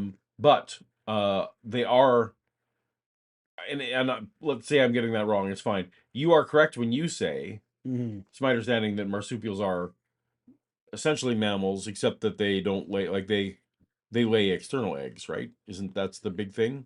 No, they give live, like a kangaroo will give live birth, and then the the There's some the there's some infant there's some birth they don't difference. platypi lay eggs, but like most marsupials do not lay eggs. They do live birth. Yeah, I'm too far gone at the moment, but Yeah. yes, but they are absolutely no one's like dumbfounded Right. about these two things. That also, like, all scientists agree that toward the end of the dinosaur era, that mammals existed and marsupials existed. Like, no one's Right. No one's this questioning is that. not like Yeah. you're not going to get a fight. Go into the biology department. Ha ha! I think mammals existed Yeah. before dinosaurs went extinct. Yes. They're Yes. all Marsupials are the ones with the pouches. Yes. Oh, marsupials lack Yeah. placentas. Thank you, Peggy Jace. Packages. There we go. See, somebody knows. Yeah. Monotremes lay eggs. Okay. So there we go. Yes. Monotremes Yeah. lay eggs. Anyway, But anyways, not marsupials. uh, yeah. Nothing he's saying here would cause a biologist to fret about the current state of their No. science field. And it's like I kind of don't want to interrupt him because I want to get to is how he does explain at some point how the all right. Let's mechanics of the Earth growing. see if we can get there. Yeah. A better edge on evolution. So now you have these eggs on the ground. For a time when dinosaur populations were powerful and fantastic and covered the earth, to a time where the dwindling population of dinosaurs got down to fewer and fewer kinds and types and dinosaurs. Suddenly you have the evolution out of those days of the mammals who are, egg eaters. In fact, so are you and I. Yes. And those dinosaurs laid their eggs on the ground. Superior as they were to every other creature on Earth in population, laying your eggs on the ground is what you call stupid. You don't want to do that. With our presence, egg eaters that we are, yes, Yeah. I understand that. So what you have is you have dinosaurs that can go across the continental divides by flying, and who lay their eggs in hidden places. Yeah. Like okay, so now we're specifically talking about flying dinosaurs, which is a totally different. Of course. Yeah. Yeah. But I Because mean, of there course, were. yeah, pteranodons aren't actually considered dinosaurs by cladistics, but okay. I'm just okay. Yep. Also, this is the first I'm hearing of the we ate their eggs theory of how they went extinct. And we do like eggs. So the omelet, the breakfast theory of how dinosaurs went extinct Yeah. is it's a new one to me.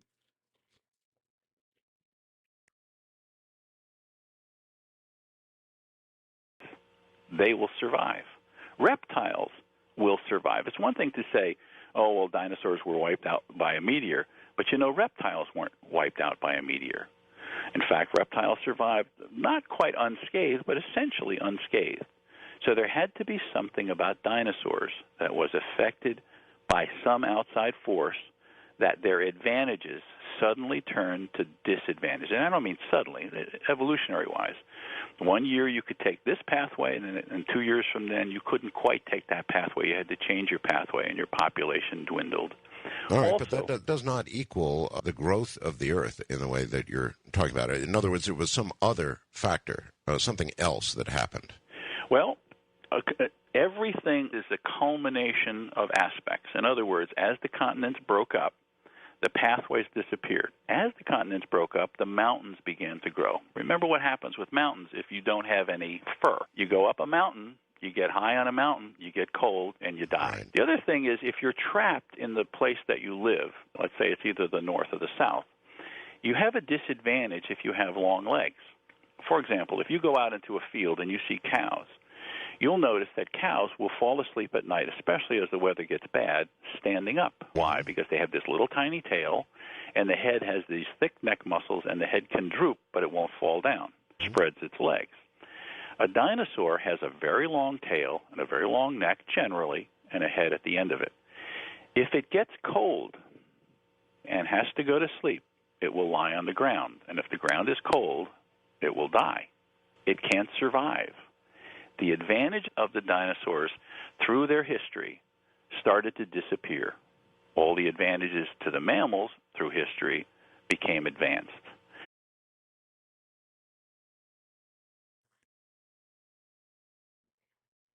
Okay. Like, Cows sleep standing up, so all mammals were fine. yeah, like the whole thing is he's not totally wrong, Sure. but he's also not totally right. Like all of the disadvantages you're talking about, like reptiles have all of them, Mm-hmm. and he's right that reptiles can't survive in like where you and I live, for Sure. example. Yeah. Right? Like this is not a climate that a cold-blooded creature well it depends where you are in Canada. There are snakes, there are certain things that Sure. basically hibernate. Like they Yeah, yeah. winter they just fuck off. But generally speaking, you're not getting a lot of reptiles. It's northern or southern extremes. Because cold blood or and reptiles is any cold-blooded creature. You're not getting them living through. They're not going to be active in the winters, right? It's too cold. It's Well, just too but I cold. also Yeah, think that all scientists would agree yeah, that but the climate changed yeah, and that dinosaurs weren't as nimble to adapt as some other creatures. yeah. But that has nothing to do with the size of the earth. No, like that's what like everything he's saying is like it's not wrong, but none of it is like this is has to happen Yeah. because None of this is therefore the earth yeah, was smaller. yeah. Yeah. And also doesn't it's like there could have been like this meteoric disaster that like he's also not wrong that to just say a meteorite fell and all the dinosaurs died is reductionist and simplistic, Yes, right? that's not what's posited really. No, No, it's that the climate changed so much yeah, that after that dinosaurs couldn't adapt. yeah, Yeah. exactly. Which is what he's trying to say. Yeah, he's just saying yeah, but it's anyways. He's battling a straw man as when the asteroid hit, that everything that we would call a dinosaur just fell down Yeah, it just and died. said, "Well, that's it now." That's it. That's it. Now we all just died, and now Yeah, the mammals win yeah. Mammals win because they can sleep standing up. because because cows can sleep standing up. Indeed. Although, just point out, most mammals cannot. No, Yeah, that's right. Yeah. like No, the overwhelmingly virtually. huge Yeah. majority of mammals Yeah. do not sleep standing up. They sleep laying down on the ground. But what he's not getting to is that all mammals are warm-blooded, Mm. are exothermic, and so absolutely are much better at handling shifts in temperature or cold ground or whatever. Yes, This mammal beside us sleeps just on beds. yeah, my fucking bed.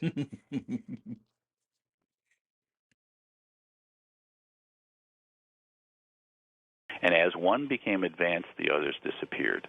At a culminating point where mammals began to be aggressive and eat the eggs of the dinosaurs, and the dinosaurs couldn't stop migrating, their populations dwindled rapidly. The loss of their eggs, because of the new mammals that became aggressive, stopped their continued population of the earth, whereas the birds and the reptiles continued on just as well. Well, Neal, It's the earth that killed the dinosaurs. Neal, what do you believe separated the land masses? Well, what separated the land masses is the growth of the earth. In other words, when you think of this idea of the earth growing, it's so simple to say, well, okay, so the earth grew. But the idea of the earth growing is so significant to everything that we know in science that there's no way to make it a less thing. When I began this process, I thought, well, I think this guy Carey is right. I think that the Earth grew, so all I have to do is find a mechanism to show that the Earth grew. No, it affects everything. If the Earth grows, you cannot stop there and say the Earth grows. You have to say, well, then all planets grow. You have to say all moons grow, because planets can't just grow and not moons.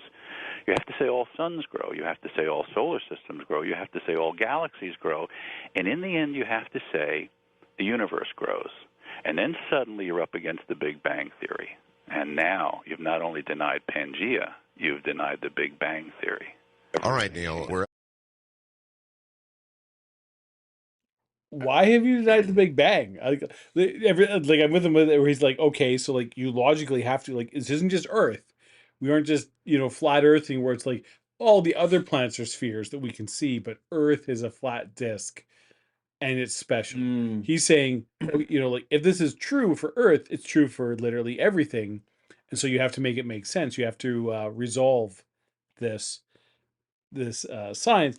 But I don't see, even given his, I guess we'll get into it, but it's like I don't see why it invalidates the Big Bang. Well, the Big Bang is literally the theory of, like, it's the theory of the expansion of the universe. Yeah. So honestly, the thing that scientists would have most nodded their heads and said yes is that the universe is expanding. Yeah. Yep. I don't know a single cosmologist who would posit that it's not expanding. Now, some will posit that it will elastically spring back at some point, but at present, in our measurable universe, the universe is expanding. Universe So is expanding. you actually had us. You went out of your way to disconfirm the one thing you had going for you. Yeah. But he's not wrong. Like if the Earth can just grow, if the Earth can grow, everything can grow. why aren't other planets just growing? And he's also like, well, if I come up with one mechanism, Yeah. there's lots of problems, so I don't come up with any mechanisms just to avoid problems. Yeah. I'm like, okay, So well, I'm willing to go along with this ride for right now. Let's hear his. but we're not going to get a mechanism. He's posited the problem. Well, Paul, I don't want to let the cat out of the bag, but I think we are actually going. Okay, well, all right, well, all right. Mechanism. You maybe know more than I. So fair enough.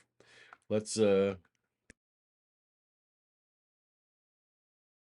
breakpoint, so hold tight. So the Earth grew.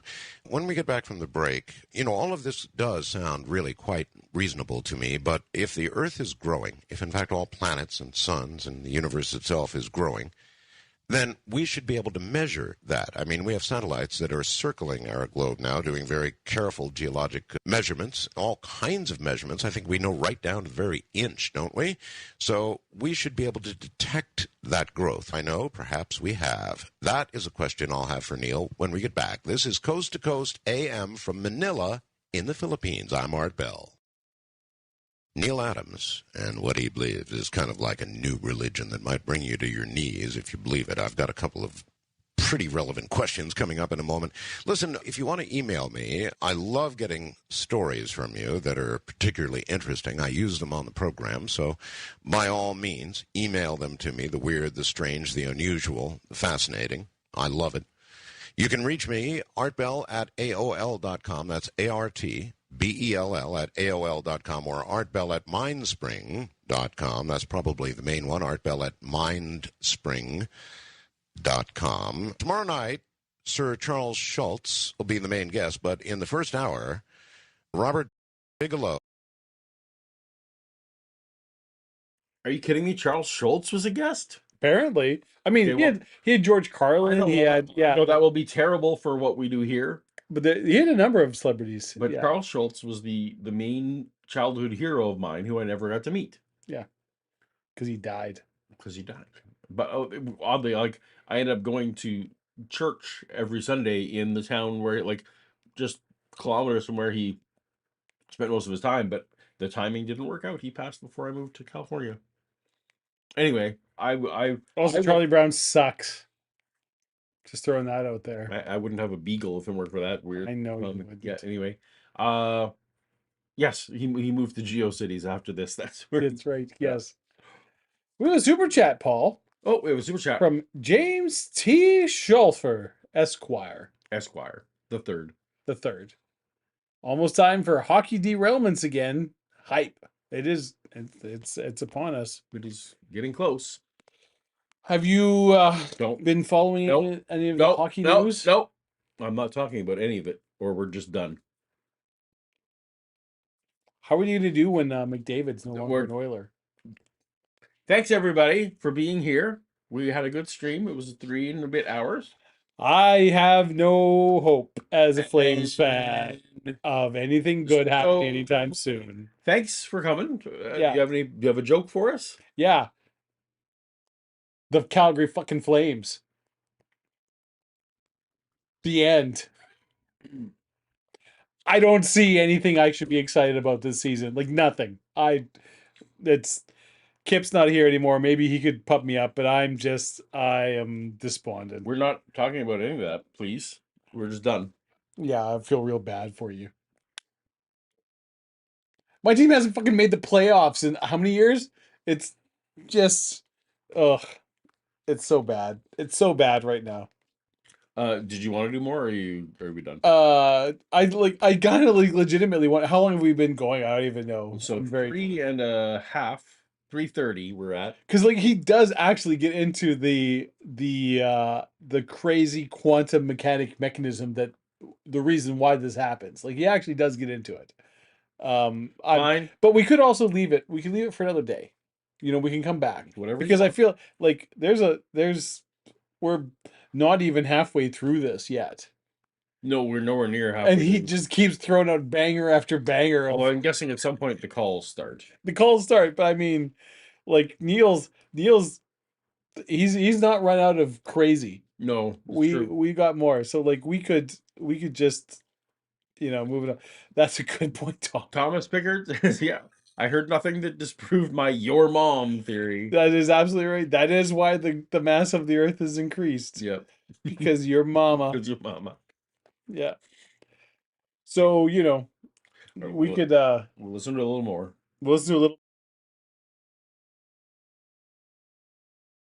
The man who recently had a successful space launch that ultimately is going to lead to a hotel in space. He rarely does interviews, but he'll be here for us tomorrow evening in the first hour. That's Robert Bigelow. In a moment, we'll get back to Neal Adams and a big question about the Earth growing. I'm Art Bell. Just about everything Neal Adams has had to say so far actually does make sense to me.